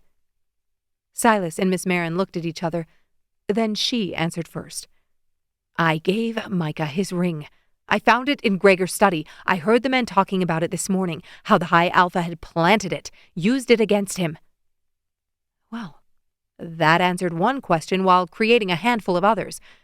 But her attention shifted to Silas. Had she heard him right? Had he shouted her sister's name? He finally met her eyes. "Talia was with me last night. She wouldn't listen to me. For months she worked on a plan to get you out of this house." "What?" Gracie nearly shrieked. Talia wasn't making plans. She was safe at home, taking college botany classes and enjoying the first year of her young adulthood, not sneaking around on Kade property after dark. Miss Marin straightened, finished with her caregiver tasks. Gracie motioned to the door, hoping she'd get the hint. When she didn't, Gracie said, "I'd like to talk to Silas alone, please." Miss Marin gave a slight nod, then hurried from the room. "She dropped out of school 3 weeks ago," Silas said. "She didn't tell you because she knew you'd stop her." Something inside Gracie's chest cracked open. Silas leaned back on his chair, sucking in a pained breath when his shoulder hit the wood back. "She figured out why you were living here. That it wasn't because you wanted to support the pack testing." The room tilted. How would she discover that? Gracie and her parents were the only people who knew the truth of Gregor's ultimatum, and they'd all agreed to keep Talia ignorant. She had contacts, Silas rasped. A route through the orchard, vehicle waiting off Packland. We were going to move you before they forced your heat, but then Mikah showed up. Horror flooded Gracie's veins. How could you let her? I didn't let her do anything. She made it clear that I either helped or she'd do it without me. I thought it best I be her contact on the inside. You're welcome. Gracie bit her lip. He was right. If Talia set her mind on something, there was no dissuading her. When she was 12, she wanted a pair of $200 jeans she'd seen on one of the girls in town. When her parents refused to buy them for her, she made wildflower bouquets every Saturday for a month and sold them on the side of the road until she got the money. Where is she? Gracie braced herself. Did she want the answer? Talia hadn't been in the council room, so she hoped no news was good news. Silas's expression changed. Her blood ran cold. Silas, I don't know. When they grabbed me, he shook his head. I haven't been able to shift. I don't know where she went. Gracie pressed her hands over her face. Did Talia know Gregor was dead? Likely the whole valley had heard by now. Hopefully she wouldn't try anything stupid until she got more information. She needed to shift and talk with her. With Gregor gone, her agreement was null. Did Harlan know that? Would the council members jump to make changes on the registry when everything was in chaos? Doubtful. But Talia was still at risk, especially if anyone had spotted her on the grounds the night before. But Mikah... Her stomach bottomed out just as the door slammed open. Varric stormed in like a thunderhead. His hair was disheveled, his eyes bloodshot with exhaustion. They're idiots, he snapped. Silas straightened. What happened? They've locked down the east wing, Varric said. Restricted communications. Half the council is panicking, the other half is licking Harlan's boots. And Alec? Gracie asked. Varric's expression darkened. I went to the infirmary, but they wouldn't let me see him. The doctor claims Alec suffered a psychological fracture, acute dissociation. They're transferring him. Transferring where? Silas asked. To a stabilization facility. There are 2 used for high-risk cases, one west of here near the sand dunes and one in New Mexico. Gracie's lip trembled. They were getting rid of him, sweeping him under the rug. And if they were willing to do that to one of Gregor's sons, they'd be willing to do it to any of the others. We have to get him out, she whispered. What? Varric asked. We get Mikah out, she repeated, before they can ship him off and we can't track him. Varric frowned. That would be impossible, Silas cut in. You're suggesting we attack a secured facility while we're under suspicion, Varric said. She nodded, pressure building behind her eyes. This wasn't optional. She couldn't lose him again, and without Mikah there was no chance of getting Talia secured. Varric noted the desperation in her eyes and dragged a hand down his face. I can try to access communications, find out where they're holding him. Silas nodded. I know some shifters off-grid, border pack. They owe me. Varric's brow furrowed. For what? Silas shrugged. Doesn't matter. Gracie stood, her head swimming. A rush of heat flooded her system. She lurched. Her pulse kicked hard, heat rolling under her skin like a sudden fever. Her fingers curled against the wooden back of her chair. Her lungs dragged in a breath, and Silas's scent hit her. It wasn't Mikah's, but it was similar, just as Alec's had been. Her body reacted instantly. A step, then another. Her body leaned toward him, pulled by instinct that didn't care he wasn't... Not him, she shivered, pulling her hand back. Silas's eyes flicked down her body, then back up. Gracie? She stumbled back, gasping. No, I'm sorry. I don't know. You're in heat, Varric hissed. When did this happen? She wrapped her arms around herself. Somehow, her body had pulled the responses back when they'd been in the council room, but now that there wasn't immediate danger, she was flaring to life. Since last night, Varric stomped to the door. You need isolation. Now. I'll find someone to watch your door. Who? Gracie cowered against the wall. Her throat tightened because he was right. She was vulnerable. That was why Omegas retreated during their heats if they triggered without an approved mate. It was too dangerous to be this close to one alpha, let alone multiple. Varric had already thrown the door open and was talking to Miss Marin. "Silas, we need to find him," she whispered. He nodded, wincing as he lifted from the chair. It wouldn't take long for his body to heal. Another 2 hours at most with his rapid cell regeneration. "Shift in your room if you have to. I'll find Talia and get reinforcements. I promise." There were a lot of promises being thrown around these days.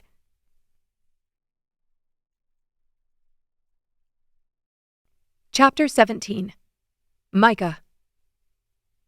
The screen lit and Elliot Hale appeared. It had been less than a week since they saw each other in person, yet he looked completely foreign. Elliot smiled. "You look tired, Mikah." The familiarity hit like a thumb in a bruise. For a split second, the room dissolved into memory. DC, a federal annex at midnight, Hale's sleeves rolled, tie discarded on a credenza, a digital map glowing between them. "You don't get emotional about all this. That's why I trust you." Those had been his words that night. All of it felt contaminated now. "You worked with him on the registry," Mikah said. His voice came out level. Hale didn't flinch. "Yes." No defense, no apology. "You never told me." "I know." Hale leaned back, hands folded on his desk. "It was necessary." "Explain." That time, Mikah didn't succeed in keeping the anger out of his voice. "You would have opposed it. Your father knew that." Mikah was about to snap something about trusting Gregor Kade's word over his when Hale continued. "He knew you'd oppose it because of your brother. He didn't think you'd be able to look at the facts." Micah's eyes narrowed. His brother? "His facts are bullshit." Hale nodded. "Maybe so. I'm not saying Gregor was a rational man, but my facts aren't bullshit." He leaned forward. "I'm going to tell you something, and I need you to take it seriously." He waited a moment, then continued. "Within 3 to 5 years, the full existence of your kind becomes public fact. Satellite thermal analytics are flagging recurrent anomalies. We have clustered heat signatures that don't align with human metabolic baselines and medical AI systems that are identifying gene irregularities in ER patients." Mikah shook his head.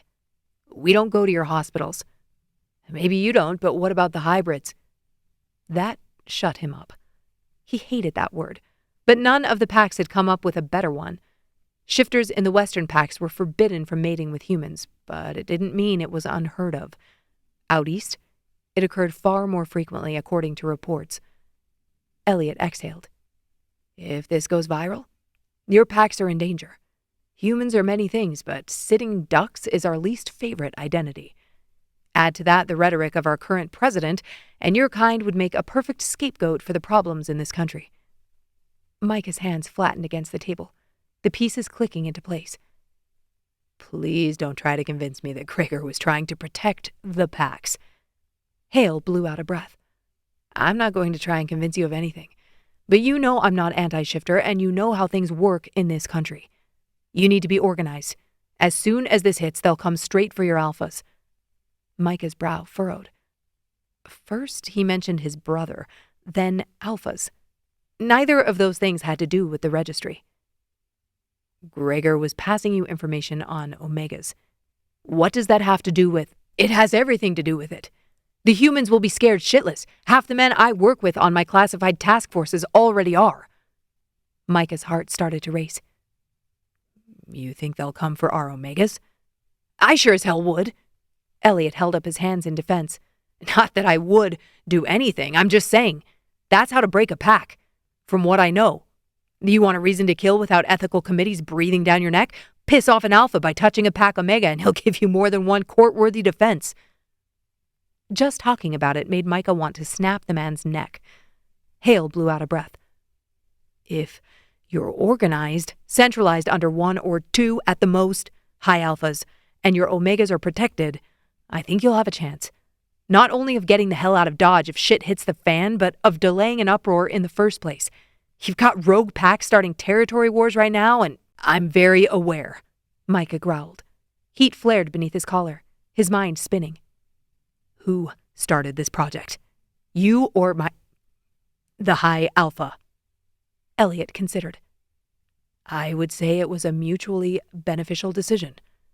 Whose idea was it to share information? Hale drew a deep breath. That was Gregor's. Mikah's jaw worked. Are you sure? Because after what you just explained, the idea of your agencies having tracking information on our Omegas... Tracking?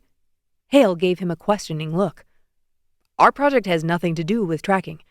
Gregor told me in no uncertain terms that was pack business. Mikah's heart started to race.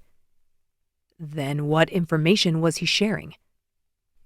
Hale's jaw worked. Mikah, you have to know we've been in a tough spot. Think of the missions you ran. There are too many... What was it, Elliot? He wet his lips, then blew out a breath. Alpha dominance suppression. Gregor promised me the biotech in exchange for recent thermal scans.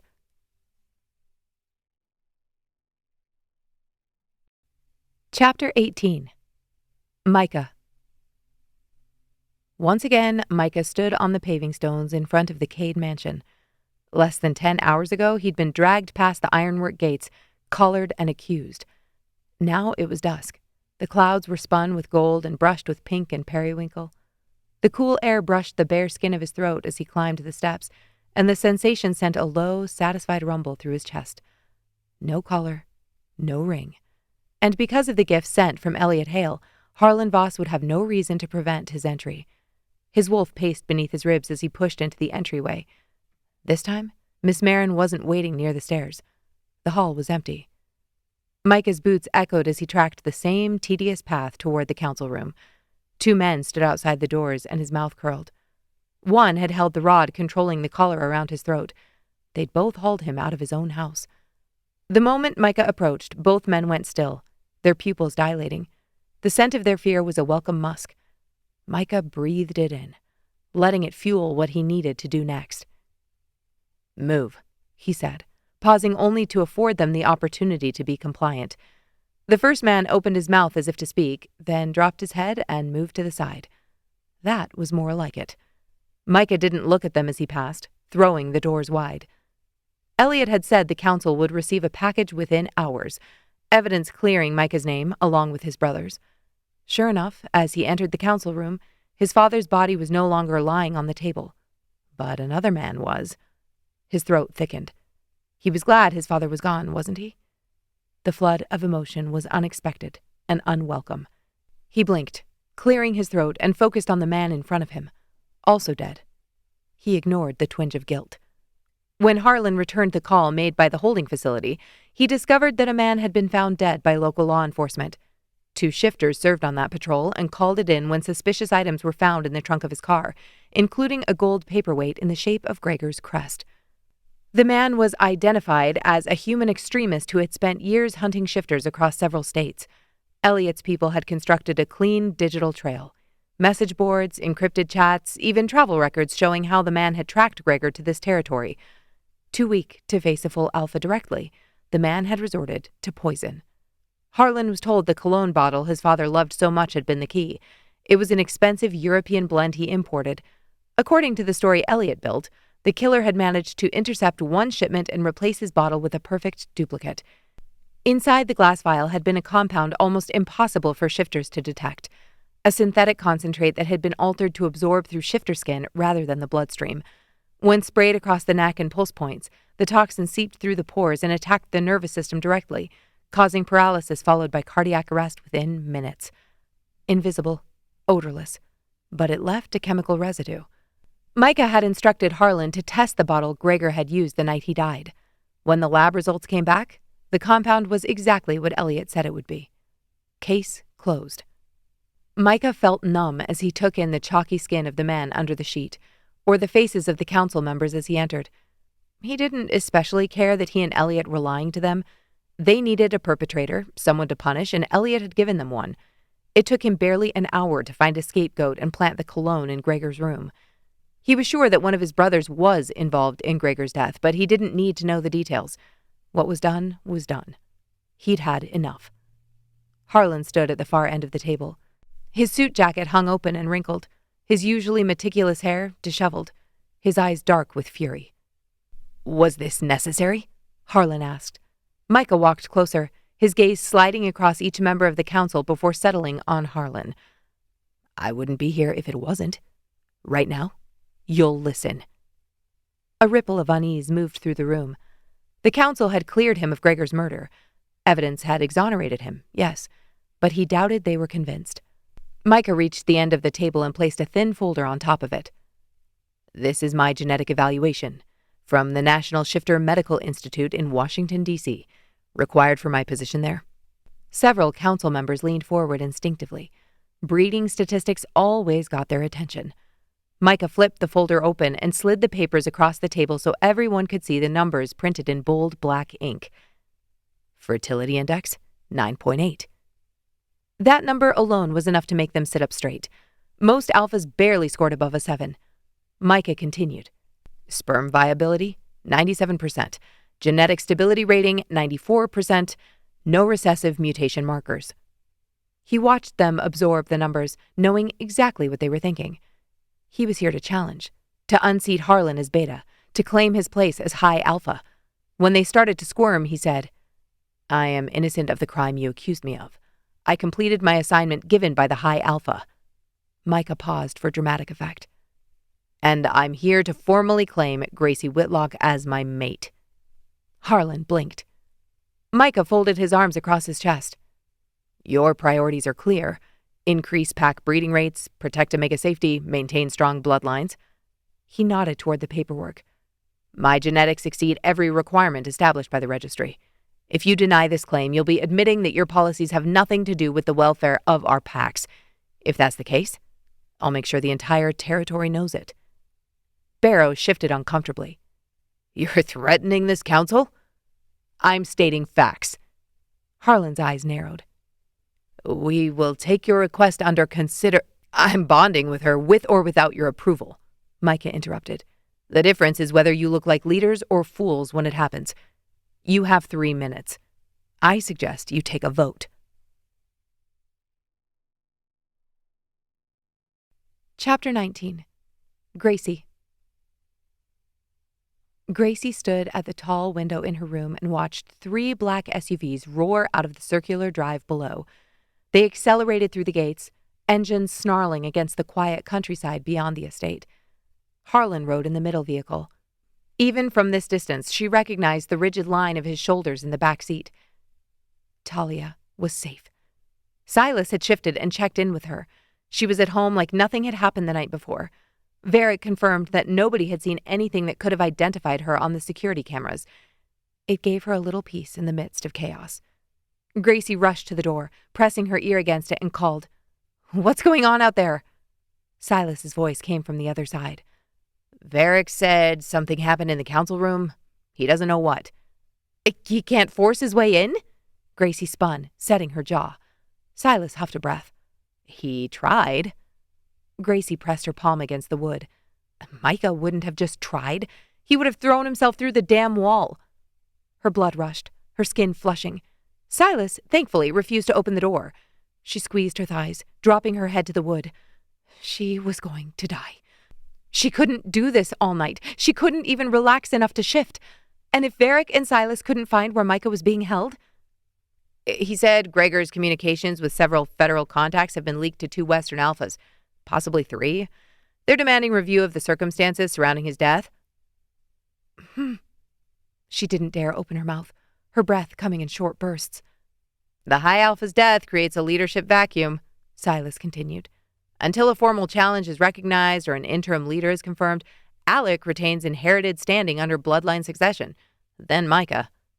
Gracie dragged in another breath and pushed away from the door. I don't give a damn about any of this, Silas. The room swayed. Heat crawled under her skin, pulling low in her belly, tightening every muscle. Neither do I, but you're going to keep listening to me, okay? Silas! But anyone can challenge for High Alpha. Hell, Varric or... You could challenge, she growled. Another wave rolled through her body. She braced both hands on the back of a chair and bent over it, trying to breathe through the fire in her blood. Silas laughed. Okay, see? Now I'm really worried you're delirious. He kept talking about challenges, how he never thought he'd see one until his father was in his 80s at least. Her mind slid away from the words as her body throbbed with the need to move, to press against something solid. A low sound escaped her throat before she could stop it. Silas went quiet. Gracie? She slid down until her knees hit the floor. I can't. Her breath shook. Silas, I can't do this. I know, but you're going to because you have to. Varric's going to be back any minute. She pressed her forehead to the cool wood floor. It barely helped. Every nerve in her body screamed for contact. I can get Miss Marin, Silas said. Maybe. No! No one opens that door. If someone opens it, I will mate with them. Shame curled through her. It was the truth, but she didn't enjoy admitting it. He coughed. Right. Door stays closed. A crash. A violent thud shook the hallway outside. Gracie jerked upright. A snarl echoed through the corridor. A body slamming hard into the wall beside her door. The wood rattled in its frame. Her heart slammed wildly. Shit! Someone had scented her. One of the alphas? Harlan was gone. Maybe there was nobody keeping them in check. Another impact. Someone cursed. She stumbled forward, grabbing onto the edge of the dresser, trying to push it toward the door, to block it from opening. Gracie barely got it to budge when the hallway went quiet. Then a low growl. Next time, try using your eyes, asshole. Gracie froze. Her breath stopped. That voice. Silas let out a caustic laugh. Next time, don't appear out of nowhere like a damn ghost. The door rattled. Gracie, it's me. Open the door. She rushed forward, about to swipe the door open when she paused. Was her mind playing tricks on her? Mikah? Yes, Gracie. His exhale sounded like a sob. It's me. Please. Where is my father's flask? She snapped. What? If it's you, tell me. I buried it. Under the apple tree in the orchard. The first time. Gracie threw the door open and prayed that Silas was already long gone from the hallway. Mikah filled the doorway, and she launched at him. He barely had time to brace before she collided with his chest, hands fisting in his shirt, mouth finding his. The kiss was heat and breath and teeth. Her body pressed into him like she was trying to crawl inside his skin. A rough sound tore from his throat. Gracie. She kissed him harder, climbing him, fingers sliding up the back of his neck, her leg hooked around his hip, dragging him forward into the room. Mine. The instinct roared through her blood. Mikah caught her wrists before she could pull him fully inside. His breath came hard against her mouth, forehead pressing to hers. Not here, he said hoarsely. She tried again. Mikah, I need... Not here. His grip tightened just enough to let her know he was serious. His eyes were thunderclouds, flicking around the room. I'm not bonding you in the cage Gregor put you in. Before she could argue, he bent and hauled her up. His hands came down hard over her backside, wrapping her into him and forcing her legs around his waist. Hold on, he murmured, then turned and bolted down the hall. Chapter 20. Mikah. The orchard was still a mile out when Gracie shattered. Her pulse spiked. He had his finger on her wrist to make sure she wasn't going to pass out, but the rush of her blood made his pupils widen and his skin prickle. Gracie hit him hard enough to drive him back into the trunk of a hibernating elm. Bark split against his shoulder blades. Air punched from his lungs. Her mouth crashed over his. Not a kiss. A collision. Teeth, tongue, hunger. She'd thrown off her shirt when they'd barely entered the wood, and her pants followed shortly after. With the cold front sweeping down the mountainside, he'd forced her to wear his jacket, but it hung open now, barely concealing black lace and bare thighs, flushed from the run. Bra. Underwear. That was all she had beneath it. His throat went dry at the sight of her half-dressed. He'd fantasized about this moment for 3 years. No, longer. He'd wanted this since the moment he'd met her in town, working behind the counter of that bakery. He'd asked her what the difference was between a donut and a cronut. She'd blinked her long lashes, and his wolf had snapped to attention. It was her. It had always been her. He'd never been physical with a woman because all he wanted was Gracie. The human males who invited him to the bars after work in D.C. talked about sex like it was a commodity, something they worked for and earned, then learned like a skill and received as a reward for good behavior. The thought that claiming each other, body and soul, would be treated so flippantly made him cringe. Shifters didn't mate as humans did. Bonding wasn't just sex. He'd never understood that concept. The idea that he would share his soul with someone and walk out in the morning? Or worse, not give every piece of himself to his mate in the first place? It all made him sick. For shifters, it was supposed to be a delicate dance. First, they earned the woman's trust. Then came the more difficult task of convincing her wolf. His own father had made a mockery of that process with forced bonds, though he did understand the temptation to control it. Mikah's hands started to shake. What if she didn't accept him? Gracie forced her knee between his thighs, her hips ground forward. He caught her wrists before she could rip his belt free and dragged her hands above her head, pinning them against the tree. She strained against him, muscles taut, eyes blown wide and molten in the dark. Damn. She was beautiful like this. Wild, unraveled, hair tangled from the run, lips swollen, skin flushed under the open coat. The lace of her bra strained with each breath. The curve of her waist flexed under his palms. He'd never wanted to take anything for himself more than this moment. Look at me, he ordered, voice breaking. She fought the hold. This is what I need, Mikah. Look at me. Her gaze snapped up, and he held it. His chest heaved against hers. This started now. He would show his dominance, his willingness to wait, to sacrifice. He would prove that he could provide and keep her safe, take care of her. Her hips rolled against his, testing him. He bit back a groan. He closed his eyes for half a second, bracing. No. She groaned in frustration. This is taking too long. I'm an alpha, Gracie. Sovereign. What she'd said in the tunnel rolled through his head. Could it be true? He'd never paid much attention to his father's ranting on the topic. Now he wished he'd taken notes. But he had felt something as he'd torn through the walls of the lab and when he'd spoken with members of the council tonight. It was as if his strength was inevitable, that there was nothing that could stand between him and his mate. Mikah cleared his throat. If your wolf takes this herself without me proving that I deserve my title, without proving myself as your mate, our bond will be weak. The words hurt him as much as they did her. He wanted this now, wanted to sink into her and forget the order of things. He hated making her wait a second longer when they were both in agony, but his instincts were too strong to deny. He'd ignored them too many times where Gracie was concerned already. He thought of their first kiss, as flakes of snow appeared in the air around them. She'd shoved him that night, too. Mud splashing up her calves, fury in her eyes because he hadn't defended her against his father's insinuations. No more. No more cowering to his family or pack. No more waiting. He slid his hands from her wrists to her waist and turned her, pulling her into the curve of his body. You want me? Yes. Then you let me give you what you need. There was a chance he was trying to make this too perfect, worrying too much, but he had to trust himself. Her body trembled under his palms.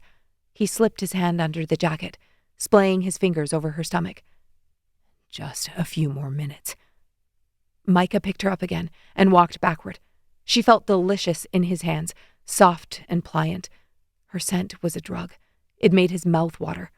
His wolf panted, more impatient than Gracie. Is this it? Gracie whispered. Mikah blinked, slowing at the edge of the trees. The old cottage came into view through the skeletal branches. The low stone walls were bathed in the moonlight. It looked different from the afternoons of his childhood when he'd hid from his father's temper with a stolen book and bruises. As Gracie's fingers tightened around his neck, the sick, gutting terror of her being held by his father, being claimed by someone else, drained out of him. This was his safe place, and he was about to make it hers. Theirs. His coat slipped off Gracie's shoulder, bearing more of her skin to the cold. His eyes dropped, and she shivered. Mikah pressed her head to his chest and carried her up the last stretch of the climb. He set her on the cracked garden stone and tried the doorknob. When it didn't turn, he stalked around the corner and lifted a rock, grinning when he saw the key still sitting there in the mulch. He snatched it up. As far as he knew, this place had been used for a groundskeeper before his father took ownership of the land. Gregor didn't like the idea of someone traipsing around his property, so he'd fired the groundskeeper, used it as storage, and then forgotten about it. Based on how clean it had been the last time he'd hidden away in his youth, he assumed Miss Marin sent someone to clear out the dust every so often. Mikah rounded the corner and shoved the key in the lock. The handle turned. He threw the door open and lifted Gracie into his arms, carrying her over the threshold. The snow was coming down in earnest now, and he slammed the door closed behind him before allowing her to slide to the floor. His hands shook as he stepped back, taking her in. The coat barely covered the tops of her thighs. Wait, just... He turned, searching the room until his eyes landed on the chest next to the old sofa on the rug. He kicked off his boots and crossed the room, flicking the thermostat on the wall to a reasonable temperature, then opened the lid. There they were, piles of blankets, still in pristine condition, smelling of cedarwood. He pulled them out, then sucked in a breath as Gracie slipped her hands over his waist. She hooked her fingers over his belt, and he dropped the blankets on the wood plank floor. Moonlight spilled through the window, reflecting off the falling snow and painting her cheekbones silver. She looked almost holy. On the floor, he murmured. A flash of defiance sparked in her eyes. Now. She dropped, her eyes locked on his. The sight of her kneeling on those linens, in nothing but black lace and an unbuttoned coat, nearly sent him over the edge. He swallowed hard and knelt in front of her. Breathe. He needed to savor every second. Are you nervous? She whispered. Hell yes. He laughed, and a smile broke out across her face. Mikah didn't have to ask if she'd waited for him, too. He'd known it the second he touched her in that bathroom. Then he wished he'd never listened to one word from his father. He wished he'd claimed her the first night he saw her. Pack responsibilities be damned. He slid his jacket off her first, tossing it aside. The heat kicked on, a low hum vibrating through his hypersensitive system. He brushed the tips of his fingers over every inch of newly bared skin. He pressed his mouth to her shoulder, her collarbone, the hollow beneath her throat. When he unclasped her bra, he didn't rush to discard it. He kissed along the line where lace had pressed into her skin, following the faint indentations with his mouth. Her breath grew ragged, and he realized his teeth were bared, dragging over her skin. He pulled back, but she gripped him, refusing to let him go. He traced the curve of her breasts with his palms, then bent and kissed them. Her back arched, fingers tangling in his hair. I was made for you, he murmured against her skin. Only you. He'd thought it 100 times, but had never said it out loud. Gracie fumbled with the buttons of his shirt, but he shook his head. No, she couldn't see him yet. There would be time for that. He'd let her have her way with him, do whatever she wished, but not now. She folded, dropping her hands to his thighs, black lace clinging low on her hips. Her back rose and fell fast with each breath beneath the cold silver light. He went still. Not because he didn't want her, because he wanted this right. The bond pulsed between them. He could feel her hunger like it lived under his own skin. It clawed at him, urged him to strip and take and finish. He'd become an expert at waiting. In D.C., it had felt like torture. Now, the pleasure of it rippled through him. A delicious game. Mikah, she breathed. It wasn't a plea. It was a demand. He put his hands on her waist. Her skin fit his palms like it had been shaped for him. Warm, silken, thrumming. His thumbs brushed the curve where her ribs tapered inward. Her muscles flexed under the touch.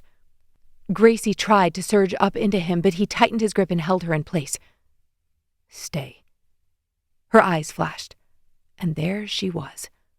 Her wolf, looking at him, bright and golden. Yes, see me. Know who I am. Gracie was his, but her wolf was who he needed to convince. She'd been hurt, tricked. It would be hard to trust anyone with the Kade name.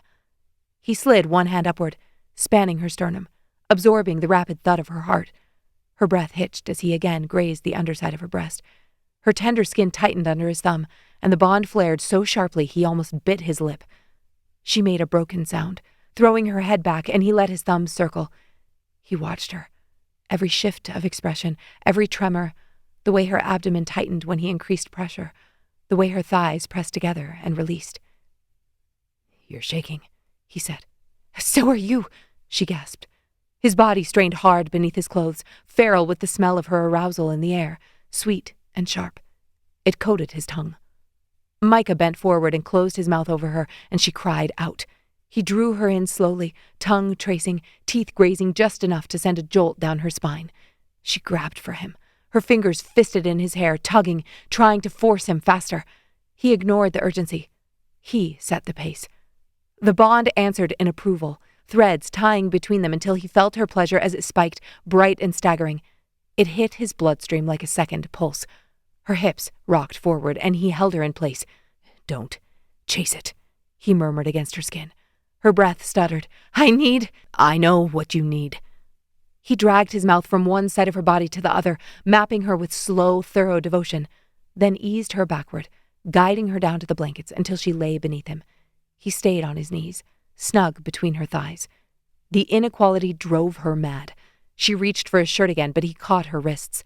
He lowered himself over her and pinned her arms lightly above her head. She liked that. She always had. He locked on to the brightness in her eyes, and his wolf surged. "You are mine." His voice rumbled between them, and Gracie's lips parted. The words didn't fully encapsulate his meaning. Nothing in the English language could. She would be flesh of his flesh, bone of his bone, one soul living between two bodies. He would never part from her, never allow her to be in danger. He would do anything she asked. He would give her anything she wanted. The bond snapped to life, energy sparking between them. "Now," Gracie thrashed, throwing her legs up, locking around his hips, nails scoring down his back through the thin cotton of his shirt. He slammed his hand to the floor, the other sliding down her side until his fingers hooked into the black lace clinging to her hips. He tore the fabric free and flung it aside, his hand sliding into warmth. She jerked toward him, and he watched her face, watched the way her brows pulled tight, the way her mouth parted, the way her body tried to climb into his hand. Her pleasure hit him in bursts, ricocheting through his bloodstream. She clawed at his forearm. "Mikah!" He curled his fingers, drawing a sharp cry that echoed off the rafters. Her thighs trembled around his wrist, her heels dug into his calves. He claimed her mouth, claimed her sobbing gasps. She pulled at the zipper on his slacks, and he let her. His vision went white, and she cried out into his mouth as their bodies united, crashing into each other. His hips snapped forward, and the bond ignited. Energy crackled between them, hot and painful as it singed their skin, soaring in their veins. Gracie's teeth sank into his shoulder. He drove forward, losing himself in the pleasure, the pain. The sensations from Gracie's body layered over his own, making him feral until the wave finally crested, tearing through them, dragging a roar from his throat. They reveled in it, moving together, their breath beginning to slow, then collapsed into a sweaty heap on the blankets. Gracie stroked his back, her legs dropping to the floor next to his. He breathed her in, his limbs like lead, his body humming with satisfaction and a deep, lasting peace. Finally. Mikah must have said it out loud because Gracie smiled against his cheek. "Yes," she whispered. Her chest rose and fell with his, and he floated, listening to the sound of her heart. Mikah wasn't sure how long they slept like that, his body draped over hers, her hands wrapped around his arms.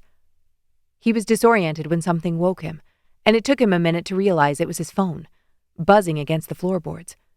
It must have fallen out of his jacket pocket. He reached for it, trying not to disturb her, and frowned when he saw the screen. A message from Silas. He swiped up. "Where the hell are you two? Don't tell Gracie, but get your ass back to the house. Harlan's been busy. Talia just went up for auction." Epilogue. Talia. Talia knew something was wrong the moment her father knocked on her bedroom door. He never knocked. Talia looked up over the covers. "Come in?" The door opened and her father stepped inside. Her heart jolted at his expression. It was the same one he wore when he told her Gracie was moving into the Kade house.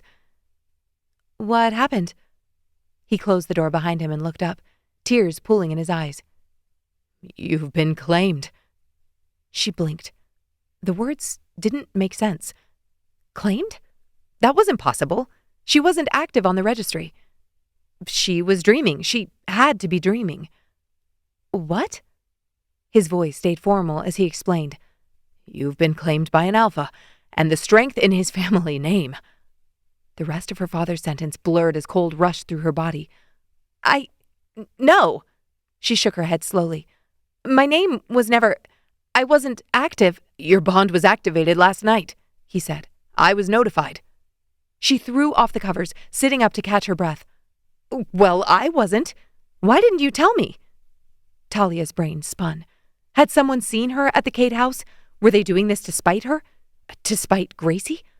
Silas had told her through the pack bond that Mikey and Gracie were reunited. Harlan Voss wasn't at the house. Apparently, Mikah told them they had until midnight to get out of the Kade home. Voss was executor of Gregor's will, but he was bound by Gregor's wishes to leave everything to his sons.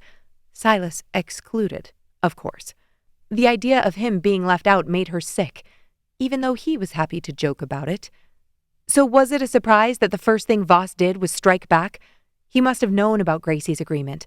He definitely knew about Gregor's communications with the humans. Silas had filled her in on that, too. He wanted to hurt Mikah. What better way than to hurt his mate? Someone had claimed her. For a second, she couldn't breathe. It was her personal nightmare. But that also meant that Gracie was free.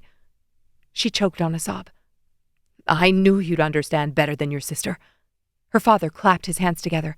I'll make us breakfast to celebrate. You've truly made me proud. Talia nodded, already slipping free of the emotions filling her head and beginning to think. She'd planned for this. Silas had helped her prepare. Thank you. He retreated, grasping the door handle. They'll be here in 2 hours to collect you. 2 hours? That meant they were local, or had local contacts. Okay, not much time, but it would have to do. The door clicked shut behind her father, and Talia didn't move. She sat on the edge of the bed with her hands folded in her lap, staring at the grain of the wooden floor. His footsteps faded down the hall. When she was sure he was gone, she slid off the bed and dropped to her knees. Her fingers felt beneath the bed for the edge of the loose board she'd spent weeks prying open and resealing until it lifted cleanly. The plank came up. Relief surged as she reached into the cavity, and she shoved her hand from corner to corner. Empty. She threw up the covers and used the flashlight on her phone to make sure that what she felt was true. The hollow space beneath the floorboard gaped back at her. No cash, no identification, no dehydrated food packets and water filtration straw. Everything she'd hidden for the last month was gone. Cold dread crept up her spine. Slowly, Talia lifted her head and her heart jumped into her throat. Her father stood in the doorway. His expression wasn't angry. Tears rolled freely down his cheeks as he said, I hoped that at least one of my daughters would take pride in being an Omega desired by a strong Alpha. Instead, you deceived me, tried to run just like she did. The words struck like a slap. Talia's throat tightened. He stepped fully into the room, gaze heavy with disappointment. If you attempt to leave this house, I will have to take matters into my own hands for the protection of the pack. The rain started sometime after she exited the private jet and was escorted to the vehicle waiting for her. The drops smeared across the SUV window in crooked silver lines, the forest outside dissolving into dark shapes as the road wound deeper into unfamiliar mountains. Evergreen trees crowded the narrow highway, tall and ancient, their branches sagging under the weight of constant Pacific Northwest rain. She had never been this far north before. The man driving hadn't spoken in nearly 20 minutes. His hands rested loosely on the wheel, thick knuckles scarred and weathered. He wasn't the one who had claimed her, she knew that much, but he carried the unmistakable authority of someone who served his Alpha. Talia leaned her head back against the seat and forced herself to breathe through the tightness in her chest. Panic was useless now. Panic had been useless since the moment she found her supplies gone. She couldn't bear to shift and talk to Silas. What would he have done? There wasn't enough time, and he'd already suffered enough for her over the past 24 hours. Plus, they both knew the first thing he would have done was told Mikah and Gracie. She'd been claimed, transferred like property across territories. Her sister had spent years trying to keep that from happening when it was their own family who had betrayed them. The corner of Talia's mouth twitched faintly. Gracie had never known the truth. It had started the night Talia overheard the conversation between her parents and Harlan Voss. Once she knew the truth about Gracie's entrapment, she found Silas. Or, rather, she cornered him. He'd laughed the first time she demanded he teach her how to fight. You're a young Omega, he had told her. What exactly do you think you're going to do? Protect my sister. Silas had studied her for a long moment. The next time he saw her, he tossed her a training knife. He promised he wouldn't tell Gracie, and he kept his word. It had taken months. Months of bruises, broken skin, and relentless training sessions that left her shaking with exhaustion, all of which she had to hide from her parents and fit into her study schedule. In the end, she hadn't needed any of it, because someone had killed Gregor Kade before she could. The SUV slowed. Talia straightened in her seat as the forest opened abruptly, revealing something massive rising from the cliffs ahead. The house looked like it had been carved out of the rock. Modern glass and steel rose against the storm-dark sky, the exterior lights smudged in the rain. The structure overlooked a crashing stretch of coastline far below, waves smashing against jagged shore with thunderous force.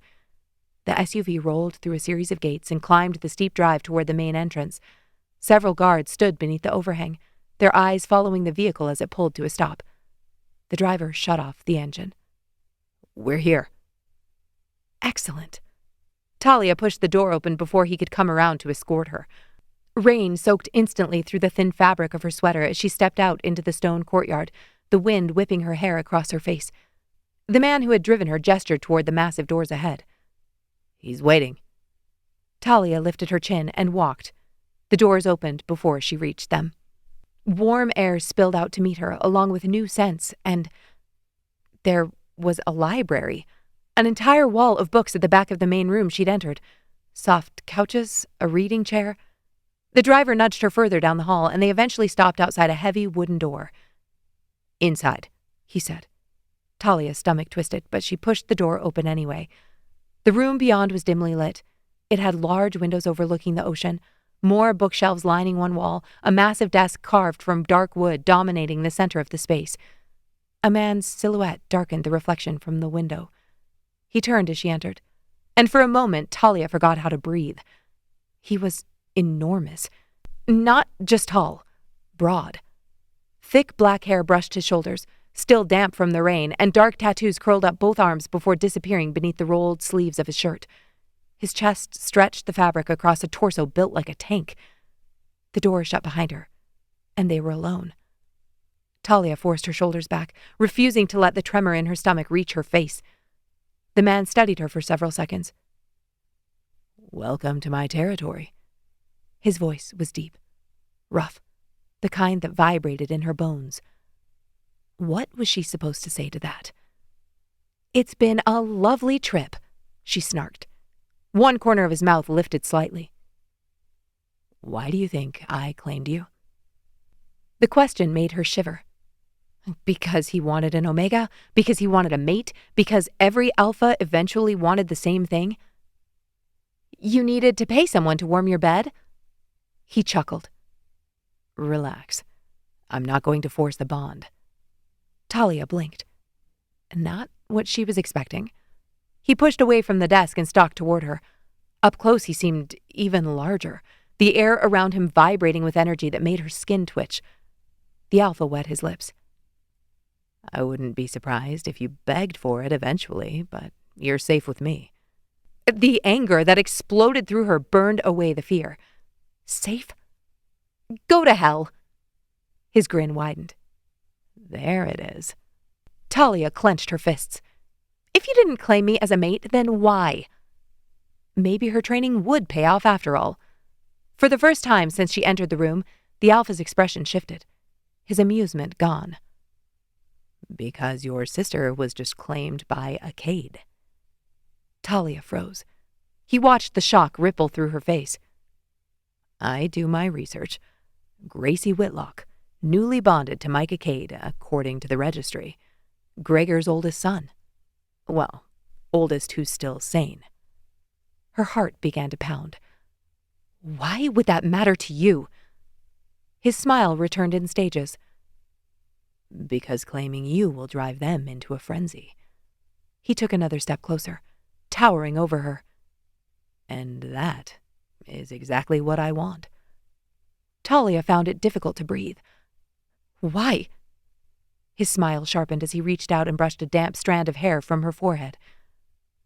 "Because my name is Raiden Calder, and I'm going to avenge my father's death by challenging Mikah Kade for the High Alpha seat." We hope you enjoyed this production of Savage Claim, Book 1 in the Brothers Kade series. Written by Luna M. Rose and read for you by Cynthia Gunderson. Copyright 2026, Button Press.